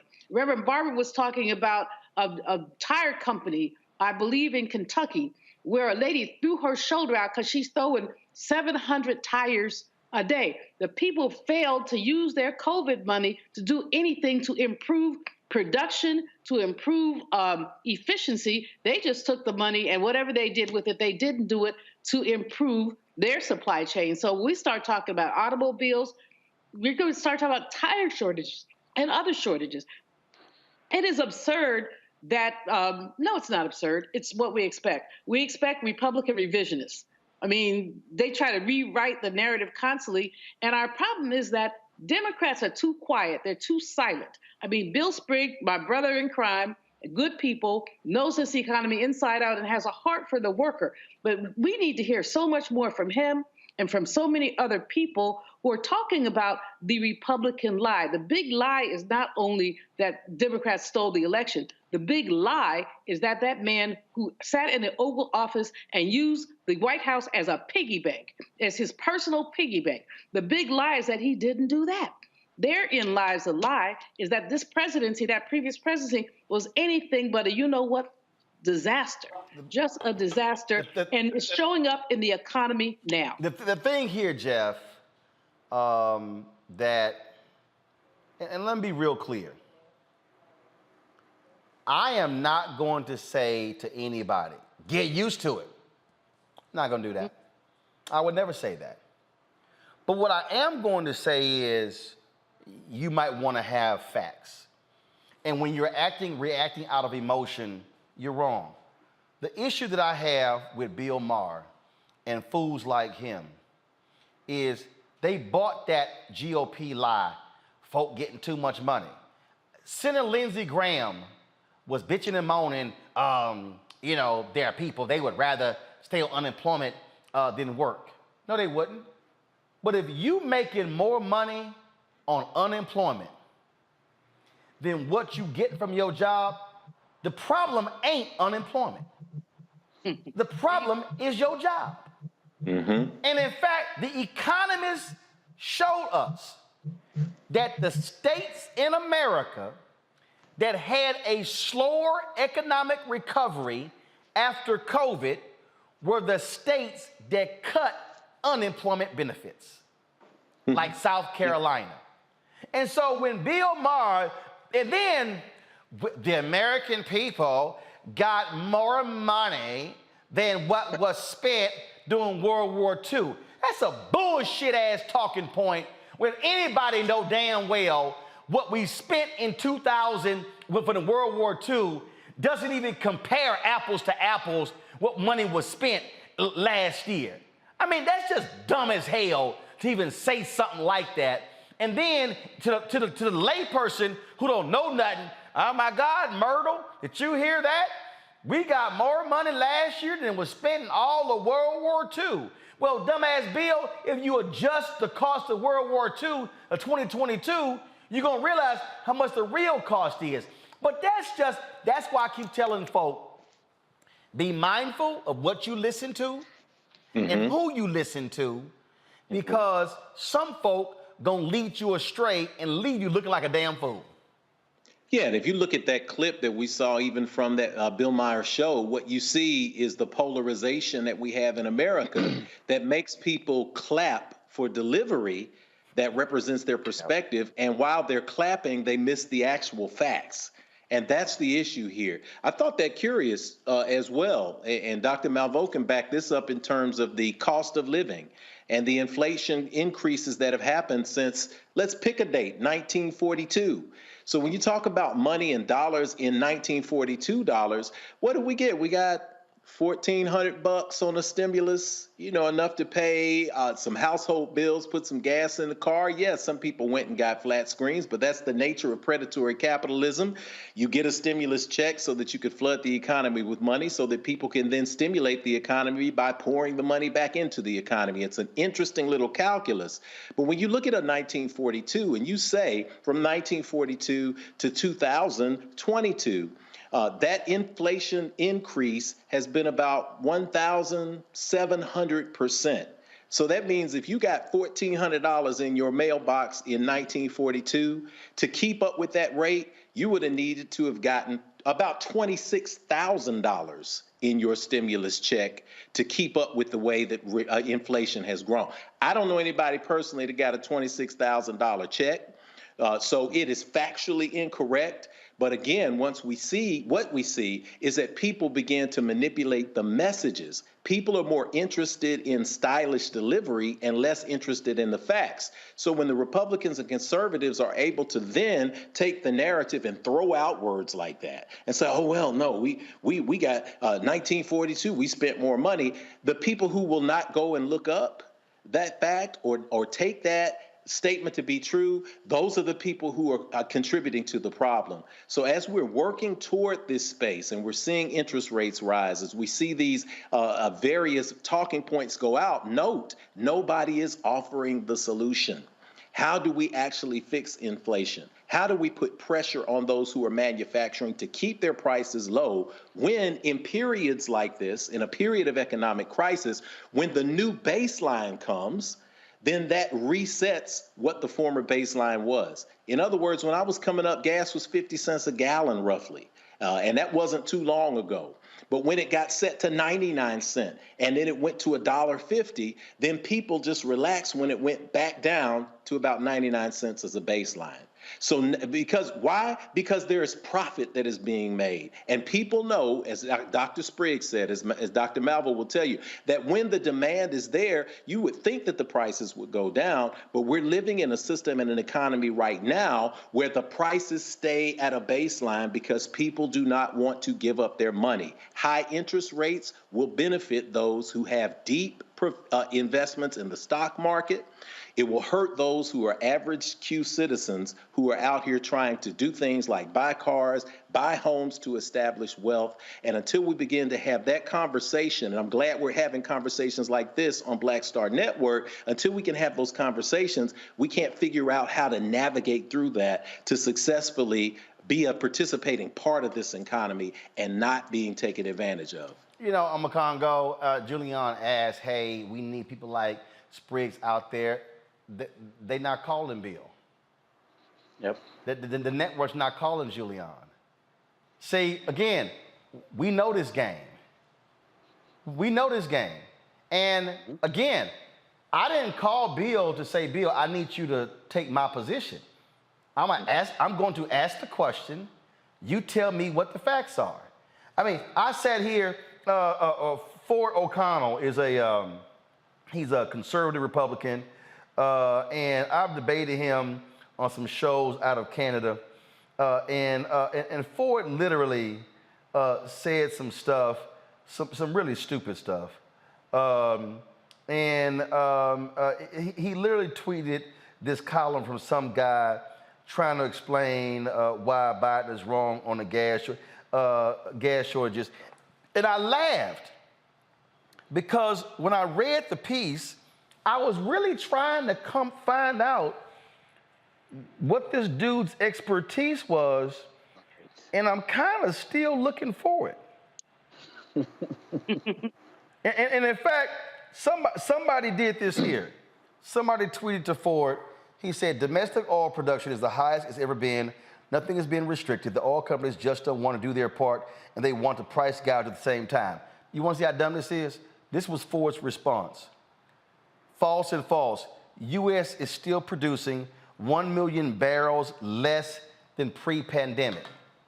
Congo, which then the next question should be, why? So he's trying to advance this idea that, oh, well, the reason they're producing less, this is what he literally said, oh, they're producing less, it won't reach pre-COVID levels because of the restrictions placed on leases and extractions, which are more burdensome than Trump administration. No, it's they are limiting production. The companies are. Those are facts. These cats want to use this inflation, and they are creating a false situation. And what they're really doing is they want the administration of Trump, where the fossil fuel companies can do whatever they want, when they want, regardless of the economy. Game recognized game. Oh, absolutely. And we have to stop, well, not us here, but people who are out there having these conversations, they need to stop acting like these oil companies and these execs are not political creatures too. Because of the last point that you just said about wanting to get everything that they can under Trump. Period, bottom line. They have access to leases, thousands of leases, land that they have not decided to use. They have lots of permits, and on top of that, they're still getting subsidies from this government, which don't understand why the Biden administration is not threatening to pull some of them. Like you said, game recognizes game. They are doing this because they can. They were brought before Congress, period, bottom line, and said, look, we're not going to do this. And so when people understand that, then we can start making some real conversations and some real movements. But like Reverend Carr was saying, people are caught up in the delivery. It's like when you listen to a rap song and you're like, oh, I love that flow, man. It's hot. Man, but what did he say? Oh, man, he just said he's going to come to my house to kill my cousin and show up at the funeral. Oh, that's all? It's like, but it sounded good. And so we get caught up in these guys who got blue checks. We get caught up in these guys because they're officials like Trump and they sound nice, but we don't listen to the words. We don't listen to the real knowledge. And so we're caught in this loophole right now, this kind of doom cycle right now where people feel like their ignorance is just as relevant as our facts. And so we got to keep challenging them. We got to keep pushing them. And like you said, they're not going to. I was listening to CNN and MSNBC this morning. And again, it was a doom cycle of the economy, gas prices, airlines, all of this other type of stuff. But nobody was talking about who's approaching the Republicans and asking them what their plan is for inflation, what their plan is to fix gas prices. Everybody wants to try to point the finger at one individual to kind of keep this cycle going, but they don't want to talk about the fact that we got rid of those tax cuts that were temporary for people that helped a lot of families out last year. They don't want to talk about the fact that the wealthy got permanent tax cuts. The 1%ers that they got the hookup, the real hookup. So as long as we continue to ignore the messages of the Reverend Barbers of the world, the faces that he is moving are putting forward, and we get caught up in these ignorant folks who have a vested interest. Look, these oil companies, they must be sponsoring CNN. They must be sponsoring some of these MSNBC and some of these networks because they're not being targeted in the way that they need to as well. Maybe it's an advertising thing. But at the end of the day, when you come out with these facts, I can't wait for you to put this clip on your website so I can share this because you just went that HBCU professor route, man. You did your thing. You turned it over to Spriggs and whatnot. And I know I'm going to be sharing it widely because we need these facts in order to put real pressure where it's supposed to be placed. Indeed. All right, folks, got to go to a break. COVID is still real. We come back, we'll talk about that with our next guest. We'll also give you a recap of the Poor People's Campaign Moral Assembly, which took place on Saturday. NPR had the audacity to initially report there were only 2,000 to 3,000 people there. I'm sorry, were y'all at the same march we were at? Because, I mean, again, I ain't an economist, but if the SEIU brought 70 buses, and there are 50 people on each bus, and the Poor People Campaign brought 250 buses times 50, I think that's more than 2,000 to 3,000. But hey, I wasn't no math major. But I damn sure can count people. You're watching Roland Martin Unfiltered on the Black Star Network. Love our new Alexa. It's a Buick. Yeah, Alexa. Buick. Alexa. It's a Buick. It's an Alexa. It's a Buick. It's an Alexa. Coach, that's a Buick. That's an Alexa. The Buick Enclave with available Alexa built-in.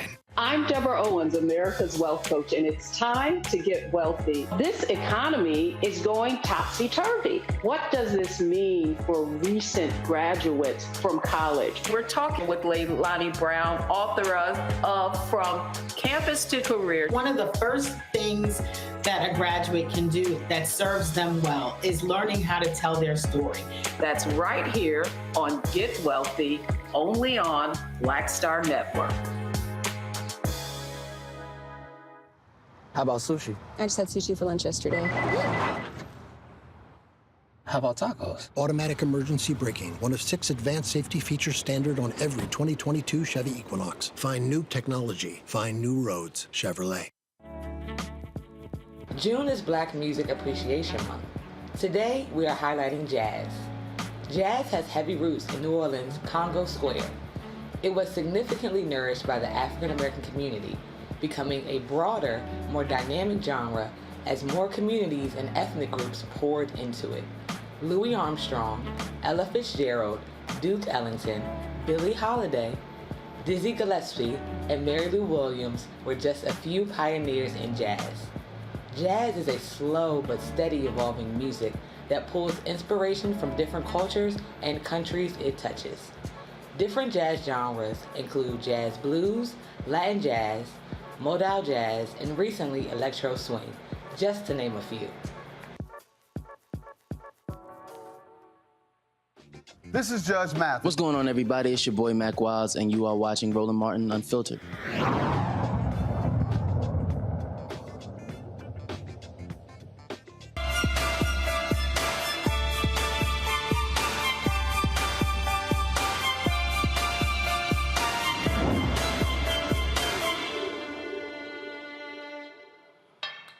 Folks, 86 million cases of COVID in America, more than 1 million dead, yet only 67% of the eligible U.S. population is vaccinated. Now, that's just the first two. We ain't talking about the boosters. The FDA just approved vaccinations for children between 6 months and 4 years old. Joining me now is Dr. Nisi Hudson. She's the founder and chief scientist of Hood Medicine Initiative, a public health initiative that advocates for equitable health care for the Black, Indigenous, and people of color communities. She joins me now from Indianapolis, Indiana. Glad to have you here. You know, the thing here, you're right.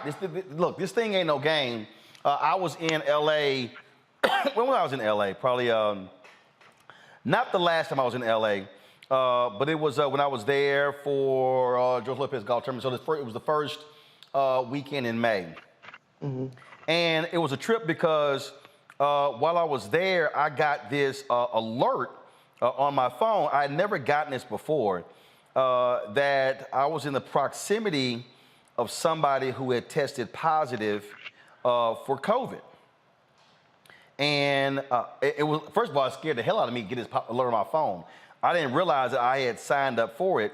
And it said that I'd been in their proximity for like 15 minutes or so. And then another time that particular weekend, I got another alert. It was another time that weekend. And it was sort of jarring to actually see that. And what ended up happening when I got back, I actually tested positive for COVID. Mm-hmm. That was the second time. And I've since got my third vaccine. And what's crazy to me are these people who were tweeting me, oh, you had the first time, you got natural immunity. Well, how in the hell I got it a second time? And so this thing is, it ain't gone away. It is, and then, and so the concern that I have, really, it's long-term implications once that is in your body. So ain't no way in hell I'm walking around here not being protected. Right. Yeah. It's unfortunate because I think there's been a lot of misinformation, and obviously we haven't had a consistent, effective line of messaging from the top down since we began the pandemic so that people have a true understanding of their risk and also of the choices that they can make to keep their families safe. Because when it comes to natural immunity, that's just not enough. It waxes and wanes over time, and it's variable from person to person. That's why vaccines are so important in eradicating viruses, because it's consistent dosage, it's consistent trials to show that it gives effective antibody protection over time. And you know what? I'll be honest. I think what happened here was I think the Biden administration was under the pressure when it came to the economy. So many people were yelling, open states, reopen states. They lifted the mask mandate. And then people like Dr. Ebony Hilton and others were yelling, yo, don't do this because you're going to lead to people, I guess everything is fine. And so then when the federal judge, the Trump federal judge ruled the mandate on airplanes, folks just lost their minds and people look at you crazy. I don't give a damn. I have flown a lot. I'll be back on a plane on Wednesday to Atlanta. My ass going to have 2 masks on and the goggles, and I don't care what nobody else thinks. Always. I roll with 2 masks like 2 chains everywhere I go. I don't understand people who've taken their mask off because ultimately what the pandemic has taught us more than anything is that people spit in each other's face all day long. And if that's what you want, fine. But just because it's okay to go eat a quesadilla with everybody spitting on you at the Applebee's doesn't mean you should do it. I mean, the way that this virus is spread, and by the way that monkeypox also spreads is through respiratory droplets. And so it's more important than ever right now for you to keep that mask on because our vaccines are behind. The virus is ahead. It continues to mutate because you all give it so many willing, open mouth hosts to mutate in day in and day out. So it has every evolutionary advantage to adapt to human species, to become better and more adept at making us sick and allowing it to be transmitted to more people more rapidly. And the more that we go out without our masks, the more we're helping it. This is a battle of the species. This isn't Republicans and Democrats and what Biden did and what Trump did. This is human versus virus, and the virus is winning. And look, I mean, it did scare me, but when I got this notification here, let me see if I can pull it up here. I would tell anybody, and to be honest with you, Doc, I don't even know how in the hell I signed up for this, but I would tell anybody, sign up for this because literally, so what this said is the exposure notification system on your cell phone constantly scans and exchanges random tokens with the phones of people you are near to for 15 minutes or more. One of those people is tested positive for COVID-19. Based on the strength and duration of the signals between the 2 phones, DC Health believes it is likely you were in close contact with this person and you may have been exposed. And then it lays out here, all the information. And when we were in Atlanta for the UNCF, same thing. Luckily, literally we walked in from, we were all together, we walked in from dinner, and then an alert goes off my phone, and it says for the last 15 to 59 minutes, you're in close proximity. Well, it was only our crew, we were all at dinner together, so it could have been like somebody at a table, 2 or 3 tables, because we sat away from everybody else. And again, these alerts are important because you don't know what the hell everybody else doing. They're amazing, actually. We are working with groups out of MIT and also Carnegie Mellon who are engaged with digital vaccine development, which is essentially the tool that you're describing as a way for us to integrate digital tech with our mobile phones to track our movements, to track and trace, disease spread. And it's a vital thing to have. I encourage everyone to sign up for it because honestly, if you're not going to do the job of protecting yourself with the vaccine, you're not going to protect yourself with a mask, then at the very least, know the risk. It's just like checking the map app or checking weather app. You check things when you leave the house because you want to know what's the traffic looking like, what's the weather right now. This is just as important, I think. Well, and also, look, get those free tests that they offer to you. Questions from our panel, real quick. Congo, you first. Yes, thank you so much, Dr. Hudson, for all the incredible work that you're doing. As somebody who has 3 kids, my question is about the schools. We know that so much money was allocated, for retrofitting of schools, and I'm wondering, and a lot of it wasn't used. And so I'm wondering, do you think that schools are possibly letting their guard down even more now because of this belief that we're out of the pandemic? I think it depends on where they're located. I think there's a lot of schools that are doing a great job with, doing as well as they can with the resources they have of being consistent with mask usage, which is so important. Masks, you need physical barriers to infection when you're talking about viruses because they are little particles that are floating in the air. I cannot stress that enough. And so a lot of schools are going the extra mile and ensuring that their students stay masked and are taking it seriously. Unfortunately, we've seen news out of a lot of red states like Florida, Texas, that are, have thrown all that out the window and don't want to mandate masks, and the parents don't want to support it. And so a lot of those children are more vulnerable. So we always encourage parents, it doesn't matter what they're doing. For you in your house, keep the mask on, no matter what. Because the only thing, you're your last defense. Every single person, your last defense is covering your mouth and nose. Julian? I've been amazed. I've been at several large gatherings in the past several weeks, and I've been amazed at the reduction in the number of people who are wearing masks. I'm at something here in Chicago now, and I would say if half of the people are wearing masks, that's an overestimate. I mean, people are just really not doing it. And I was somewhere where a woman on a plane told me, "Oh, we don't believe in masks in Arizona." And I told her, I said, "Hon, it's not a religion." I mean, she sort of said after I put my mask on the plane because I took a sip of water and I put my mask on, she said, "Oh, we don't believe in masks." What is going on where it's just not crazy white Republicans, but a lot of people have just lift up their vigilance around masks. I mean, I have to admit, me too sometimes. But why? What's going on? What are we thinking? Some of it is COVID fatigue. Obviously, we've been in a pandemic for 2 years now. A lot of it, again, is the inconsistent messaging from our leaders, from the CDC. And a lot of it is targeted disinformation, which goes out to both, right-wing extremists and just as well as in our communities. And that's part of the work that we do is tracking mis and disinformation in digital spaces. And one of the things that we found is that there are similar threads of conspiracy theories and misinformation about the vaccine, the virus, and the pandemic that get disseminated to both Black and white communities online. But the reasons that they take hold are different, right? Because it's kind of like a freedom versus fear thing where in white communities and digital spaces, they believe that this is like an entrenchment upon their rights and they should have the right to allow the virus to infect them and mutate billions of times within their bodies and then spread it to the rest of their community. That's their God-given right. And then with us, people kind of play on our distrust of the medical systems that have enacted unethical human research and medical abuses and apartheid and racial bias for centuries now.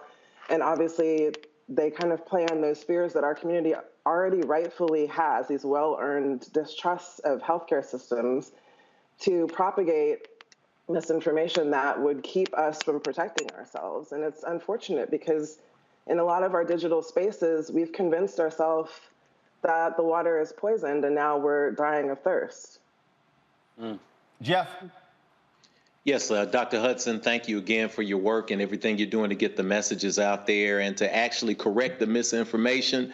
As a parent who is vaccinated, and 2 of my older ones are vaccinated as well, but I got little ones still down to 10, and I think about those moments when I'm riding in the car or I'm walking through the house and I see them asleep, that parental instinct hits me, and it reminds me that I'm responsible for them, for doing the best for their health.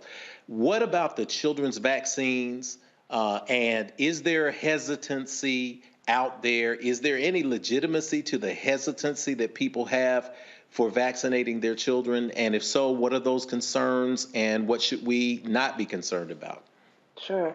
There certainly is. And as we've seen from the data, there's a drop-off on boosters, there's a drop-off on children's vaccinations. And so we really are behind and really need to, renew our campaigns to encourage people to vaccinate their children. And just remind parents that we all have shot records. You know, your children already have a shot record. They've been getting immunized since they were born.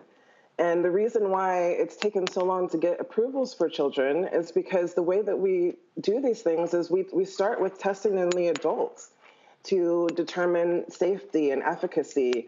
And the kids go last because they're the most vulnerable group. That's why we're just now getting around to the infants.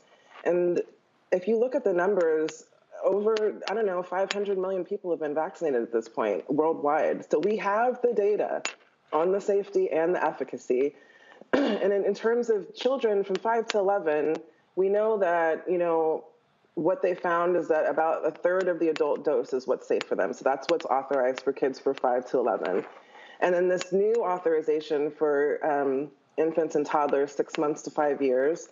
For Moderna, they've authorized 2 doses, which are a quarter of the adult dose, and it becomes effective about 40 days after the last dose. And then we've got the Pfizer, which has also been recommended for approval at 3 doses at about a tenth of the adult dose, which becomes effective about 80 days after the last dose. And either way, they suggest go with the first available. Both are protective. You just need to get vaccinated. We understand the hesitation. A lot of it was born out of a lot of the misinformation that came out about mRNA vaccines and people not understanding how these platforms have evolved over decades with solid research and science to prove the methods and the efficacy of those vaccines. And I think right now, we're considering some other protein-based vaccines like Novavax, which I hope might be promising in terms of getting more people vaccinated whose only hesitation was the mRNA vaccines and how new they were. But I think, we just need to remind ourselves that we all have shot records for a reason. You know what I mean? There's a reason why nobody has polio anymore. There's a reason why there's no plague anymore. There's a reason why people don't have measles, mumps, and rubella anymore. It's because of vaccines. We eradicated those diseases. And so there's nothing different about the program that we've established for COVID. It's besides the politics and the propaganda around it. All right. Doc, we appreciate Dr. Hudson. We appreciate it. Thank you so very much for joining us. Thank you. All righty. Have a good Juneteenth, folks. Going to take a quick break. Going to come back. And we're going to, first of all, let me thank Julian, Jeff, and Makongo for joining us on today's panel. Thank you so very much. When we come back, we're going to just do a recap of the Poor People's Campaign and play Reverend Dr. Williams Barber's speech. So I want to thank both of y'all. Enjoy the balance of your day. Keep it real, keep it black. All right, folks, I'll see y'all next week. Again, going to a break. We come back, recap of the Poor People's Campaign. Back in a moment. Love our new Alexa. It's a Buick. Yeah, Alexa. Buick. Alexa. It's a Buick. It's an Alexa. It's a Buick. It's an Alexa. Coach, that's a Buick. That's an Alexa. The Buick Enclave with available Alexa built-in. I'm Deborah Owens, America's Wealth Coach, and it's time to get wealthy. This economy is going topsy-turvy. What does this mean for recent graduates from college? We're talking with Leilani Brown, author of From Campus to Career. One of the first things that a graduate can do that serves them well is learning how to tell their story. That's right here on Get Wealthy, only on Black Star Network. How about sushi? I just had sushi for lunch yesterday. How about tacos? Automatic emergency braking, one of 6 advanced safety features standard on every 2022 Chevy Equinox. Find new technology. Find new roads. Chevrolet. Hi, I'm Vivian Green. Hi, this is Essence Atkins. Hey everybody, this is your man Fred Hammond, and you're watching Roland Martin, my man, Unfiltered.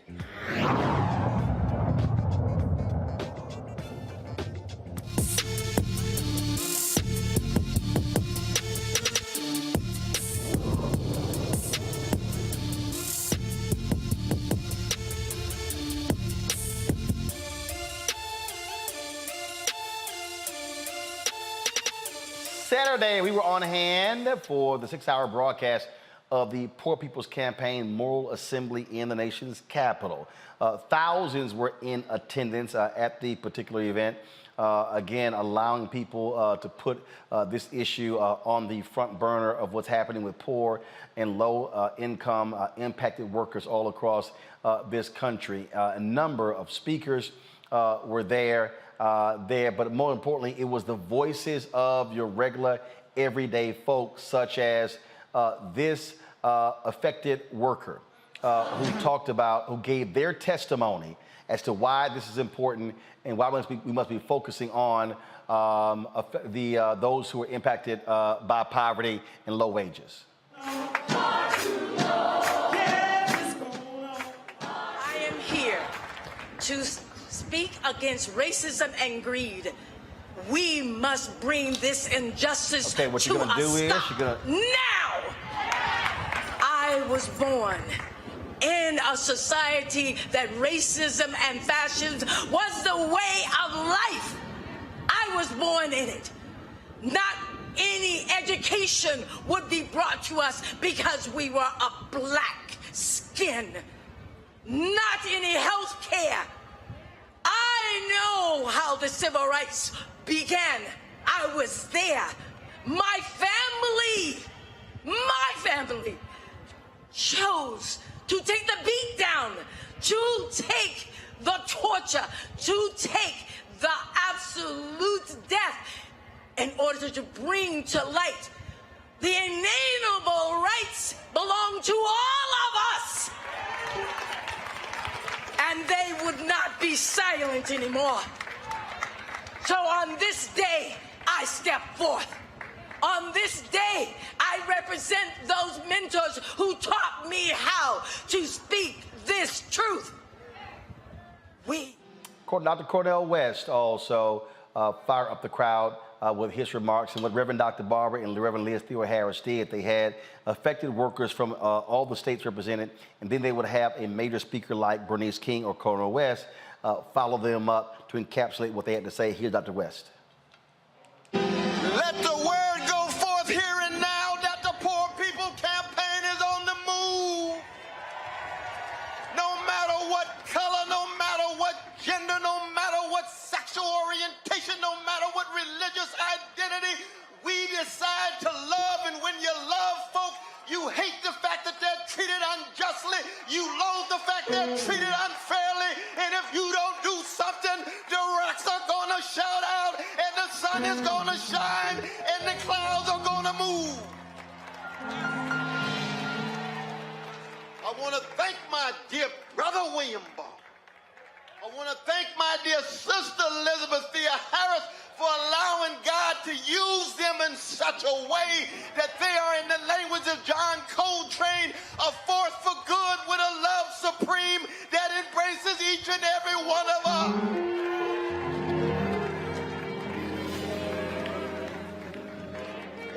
And when you hear these voices, and I come from a people, a great people, a black people, who in the face of 400 years of chronic hatred keep dishing out love warriors every generation. So that the spirit of Frederick Douglass and the spirit of Sojourner Truth and the spirit of Fannie Lou Hamer and the spirit of Malcolm X and the spirit of Marcus Garvey say, these black folk gonna love themselves, and if we have the spiritual maturity, it's going to spill over from the chocolate part of town to the vanilla part of town. Oh, yes. All right, folks, here was another one of the affected workers' testimony that took place on Saturday.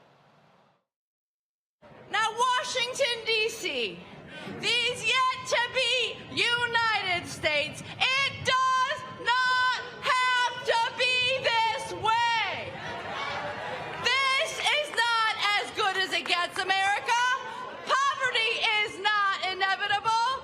We cannot accept abandonment amidst abundance. And we will not go back to normal or business as usual, because normal is the stories we just heard. Normal is 140 million poor and low income. Normal is 700 people dying every day from poverty. In Instead, Reverend Liz Theo Harris, one of the co-organizers of the Poor People's Campaign. Here is another one of the affected workers' testimony. my name is Christina Jimenez. I work for Maximus, a federally contracted employer.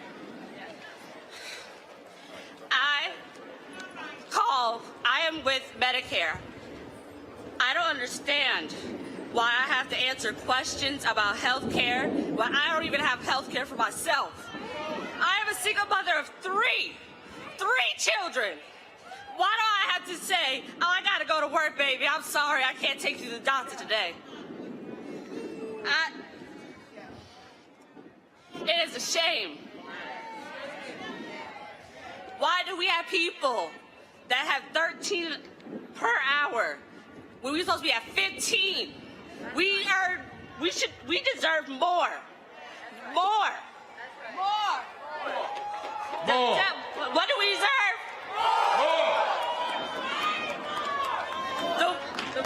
Thank you much. Everything costs so much. That's right. Why? That's right. Breathe. Dr. William J. Barber, and how they did this. Normally, when you look at these events, they would have like the major speaker speak last, but he actually spoke on the front end and wanted the voices of the workers to really tell this story. But he certainly gave a powerful, powerful speech to all the folks affected there. And so here's what we're going to do. We're going to take a quick break. When we come back, the next voice you hear is Reverend Dr. William J. Barber from Saturday's Poor People's Campaign Moral Assembly 2022. You're watching Roland Martin Unfiltered on the Black Star Network. Please support what we do. Download the Black Star Network app, Apple phone, Android phone, Apple TV, Android TV, Roku, Amazon Fire TV, Xbox One, Samsung Smart TV. And of course, your dollars make it possible to do what we do, y'all. It is so vital. And that is, of course, please support us by sending your checks and money orders to P.O. Box 57196, Washington, D.C. 20037-0196. Cash App is $RM Unfiltered. PayPal is R Martin Unfiltered. Venmo is RM Unfiltered. Zelle is Roland@RolandSMartin.com. Roland@RolandMartinUnfiltered.com. We'll be right back. iPhone 13 on us for every customer. Current, new, everyone. To show the love. How about sushi? I just had sushi for lunch yesterday. How about tacos? Automatic emergency braking, one of 6 advanced safety features standard on every 2022 Chevy Equinox. Find new technology. Find new roads. Chevrolet. Next on the Black Table with me, Greg Carr. A very different take on Juneteenth with the one and only Dr. Sunyata Ahmed. We'll explore the amazing foods, remedies, and rituals that are a part of our history and the Juneteenth holiday. So it's our responsibility to return the healthier version to our folks instead of just the red liqueurs marketed to us, the red sodas and the other things. I mean, why does the Kool-Aid man have to sound like Louis Armstrong? He's like, oh yeah! Yeah, right. An enlightening and tasty hour of the Black Table, only on the Black Star Network. Love our new Alexa. It's a Buick. Yeah, Alexa. Buick. Alexa. It's a Buick. It's an Alexa. It's a Buick. It's an Alexa. Coach, that's a Buick. That's an Alexa. The Buick Enclave with available Alexa built-in. I'm Deborah Owens, America's Wealth Coach, and it's time to get wealthy. This economy is going topsy-turvy. What does this mean for recent graduates from college? We're talking with Leilani Brown, author of From Campus to Career. One of the first things that a graduate can do that serves them well is learning how to tell their story. That's right here on Get Wealthy, only on Black Star Network.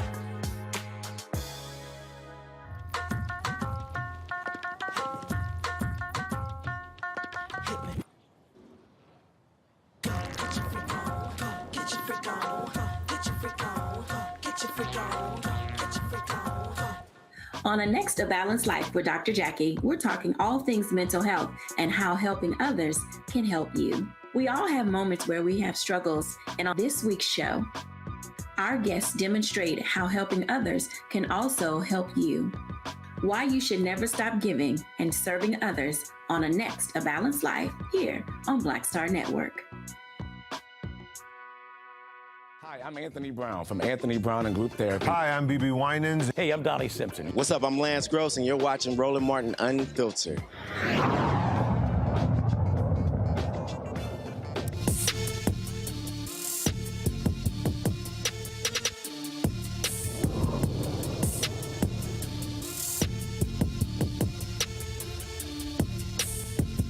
We are resolved not to stop until we no longer have to fight.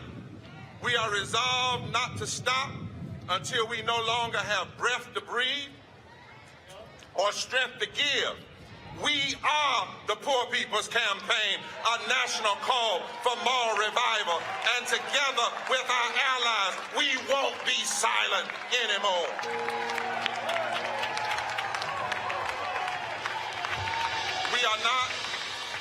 We are not here to beg, but to demand.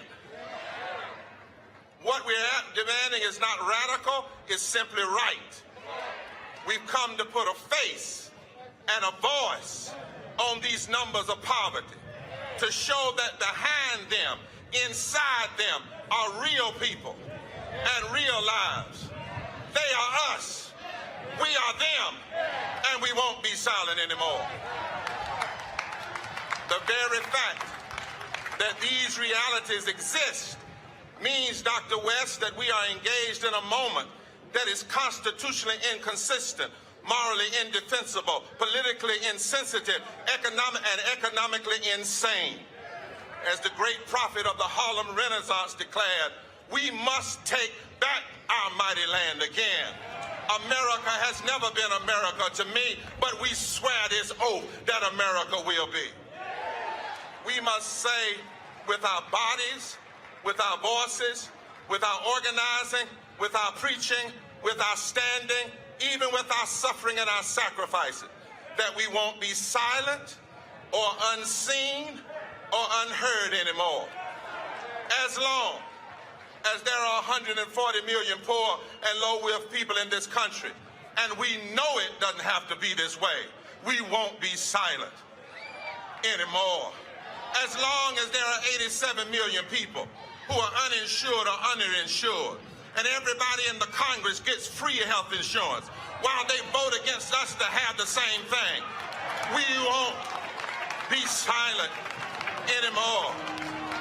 As long as caving to the lobbying of the U.S. Chamber of Commerce, 49 Republicans and 2 Democrats refused to vote fairly and denied 32 million people just last year a $15 an hour minimum living wage, we won't be silent anymore. As long as we know this nation will never really deal with inflation and recession until she does right by the poor and low wealth of this country.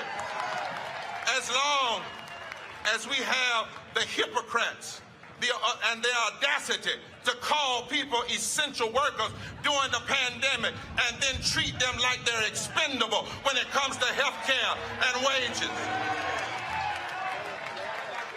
As long as 2 Democrats and 4 Republicans block child income tax credits, lift folk up for a few months out of poverty, and then drop them right back to hell in poverty, we won't be silent anymore. As long as people keep asking, how much will it cost? Rather than ask the real cost question, how much does it cost for things to stay like they are? As long as there are the lies of scarcity and the lies we don't know what to do, as long as we have the stealing of native lands and unjust immigration, as long as your health and your income can be determined by who you love, as long as people go to bed hungry, as long as millions of our neighbors are homeless or facing homelessness, as long as 4 million people can get up every morning and buy unleaded gas and can't buy unleaded water, as long as our military spends twice as much as Iran, Iraq, Russia, and North Korea combined, and we know that just 10% of that bloated military budget could provide health care and public education, we won't be silent anymore.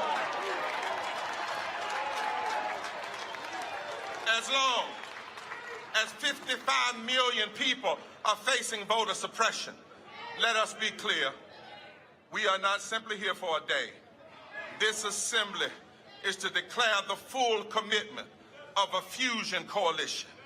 If you didn't know America, you better ask somebody.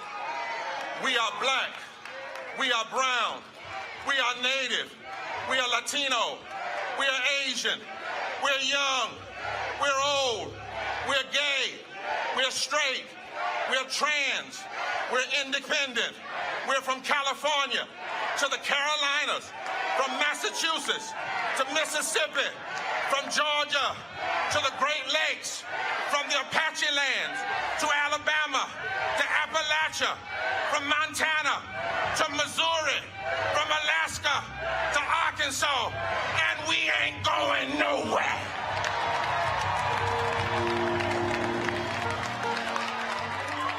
Now is the time for a third Reconstruction. We are the rejected who've been rejected by the politics of trickle-down economics and rejected by neoliberalism.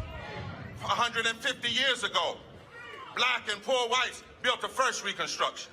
Over 50 years ago, black and white people and Latinos joined people of faith and followed the prophetic servant leader, Martin Luther King, and took on racism, poverty, and militarism, and a second Reconstruction. But now is our time for a third Reconstruction. We are not an insurrection, but we are a resurrection. And this is the day that the Lord hath made. This is the day that the stones that the builders rejected are coming together to be the cornerstones of a new reality. And so make no mistake, from the State House to the Congress to the White House, this is no one day on and one day off. This is a movement until children are protected, until sick folk are healed, until low-wage workers are paid, until immigrants are treated fairly, until affordable houses are provided, until the atmosphere, the land, and the water are protected, until saving the world and diplomacy and living in peace is more important than blowing up the world. We won't be silent anymore. If we've got to march, we'll march. If we've got to engage in nonviolent direct action, we'll engage. If we've got to give more attention with the media, we'll do it. If we have to ask workers to make Election Day a labor strike day, as long as God is love, as long as politicians are hurting the people that God wants healed, we say to America, you have made a promise. One nation, under God, indivisible, with liberty and justice for all. What a day that will be. But until then, this promise is non-negotiable, and we won't be silent or unseen or unheard anymore.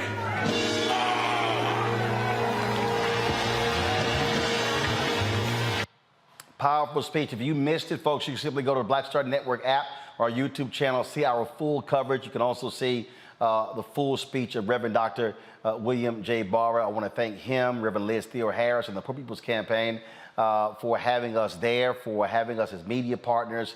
It's important that we cover this. I asked the question, y'all, who covered this? I don't know if ABC, NBC, CBS, Fox, CNN, or MSNBC even carried a significant amount of this event. It is as if it didn't exist. Well, it did. We were there. This is one of the reasons why black-owned media is important.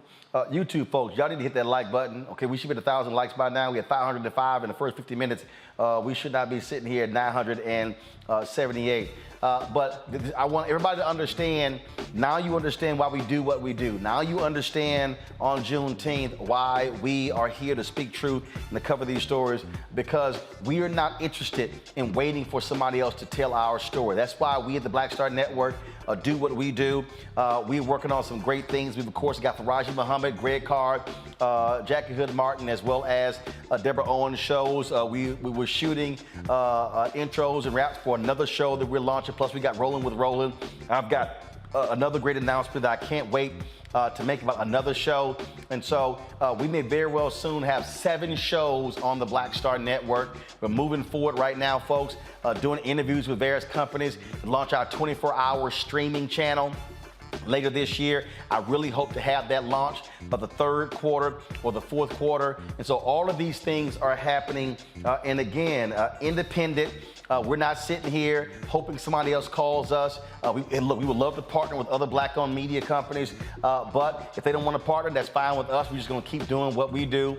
We are preparing right now, of course, for our coverage at Essence Festival next week. We're going to have some amazing things from Essence and the folks. We're bringing the entire team. I'm have 18 people down there in New Orleans with our coverage. And so some great things are happening. Some great things are going on here. And so we want y'all to support us in what we do. So please, we're at, Keenan sent me the number, y'all. When it comes to downloads of the Black Star Network app, we're at 40,502. We need to be at 50,000, y'all. My target goal was to be at 100,000 by December 31st. And so we need y'all to download the Black Star Network app right now. Apple phone, Android phone, Apple TV, Android TV, Roku, Amazon Fire TV, Xbox One, Samsung Smart TV. And I'm telling y'all, when I talk about your donations matter, since we launched this show, 23,118 people are members or donors to our Bring the Funk fan club. And so please, our goal is to get each member person, goal is to get 20,000 people on an annual basis to contribute $50 each. That's $1 million. That's $4.19 a month, 13 cents a day. And so, look, some have given less, some have given more, and we appreciate every dollar that you actually give, and we appreciate it, trust me, in a significant way. I can't tell you how, and so it's so we appreciate all that you do, and it's always great when we travel out to see the fans do what they do to support us in what we do. And I got to do this real quick. I was going through the airport let me see if I can get this on. Y'all, this sister here, I was in the airport on Friday, and I was coming back to DC. My flight had been canceled to go to speak at University of Michigan, and I ran to this sister here. She was in a wheelchair. She was being wheeled around, and we took a photo. And you see right there, I'm holding that dollar. So she had this dollar bill made out in the shape of a heart. And it was so funny. She gave me her email and it said, Obama Mama. That's what it was her email. It was hilarious. And she said, this is all I have. This is all I have. But I'm supporting what you do. I appreciate what you do. She said, thank you for keeping us informed. And so she said, I want a photo. Y'all, she was like, I want a photo. She took her mask down. When we got done, she put it back up and she said, please, please send me that photo. And she said, I want you to understand why this matters. And so, y'all, that happens all over. We had some people who hit us up on Saturday. People who were stopping by our show. They were sharing. They were just sharing so much information with us. And I'm telling y'all, it is an amazing thing when we travel. We travel around this country, and when we come into contact with our fans, and when they want to show us love and affection, they literally walk up, and I'm telling you, it brings tears to your eyes when people walk up and they put cash in your hand and they said, look, you ain't gotta put my name up. We support the show. We support what you were doing. And man, it just blows me away. And so I was trying to download one of those videos. It hasn't downloaded yet. I'll try to have those for you tomorrow, folks. And so trust me, y'all are so critically important to our success, to doing what we do, us for able to be able to buy the equipment that we buy, for us to be able to fund the interns, be able to pay staff, be able to do all things that we do. And so that's why I'm always sharing with you what is happening with our show, what is happening in terms of what we're doing with it. And so it all matters. Trust me, every single dollar plays a huge role in what we do. And so if y'all have the video, so this actually happened. A little brother named Tank Parker, he rolled up on me. Go ahead, pull the audio up.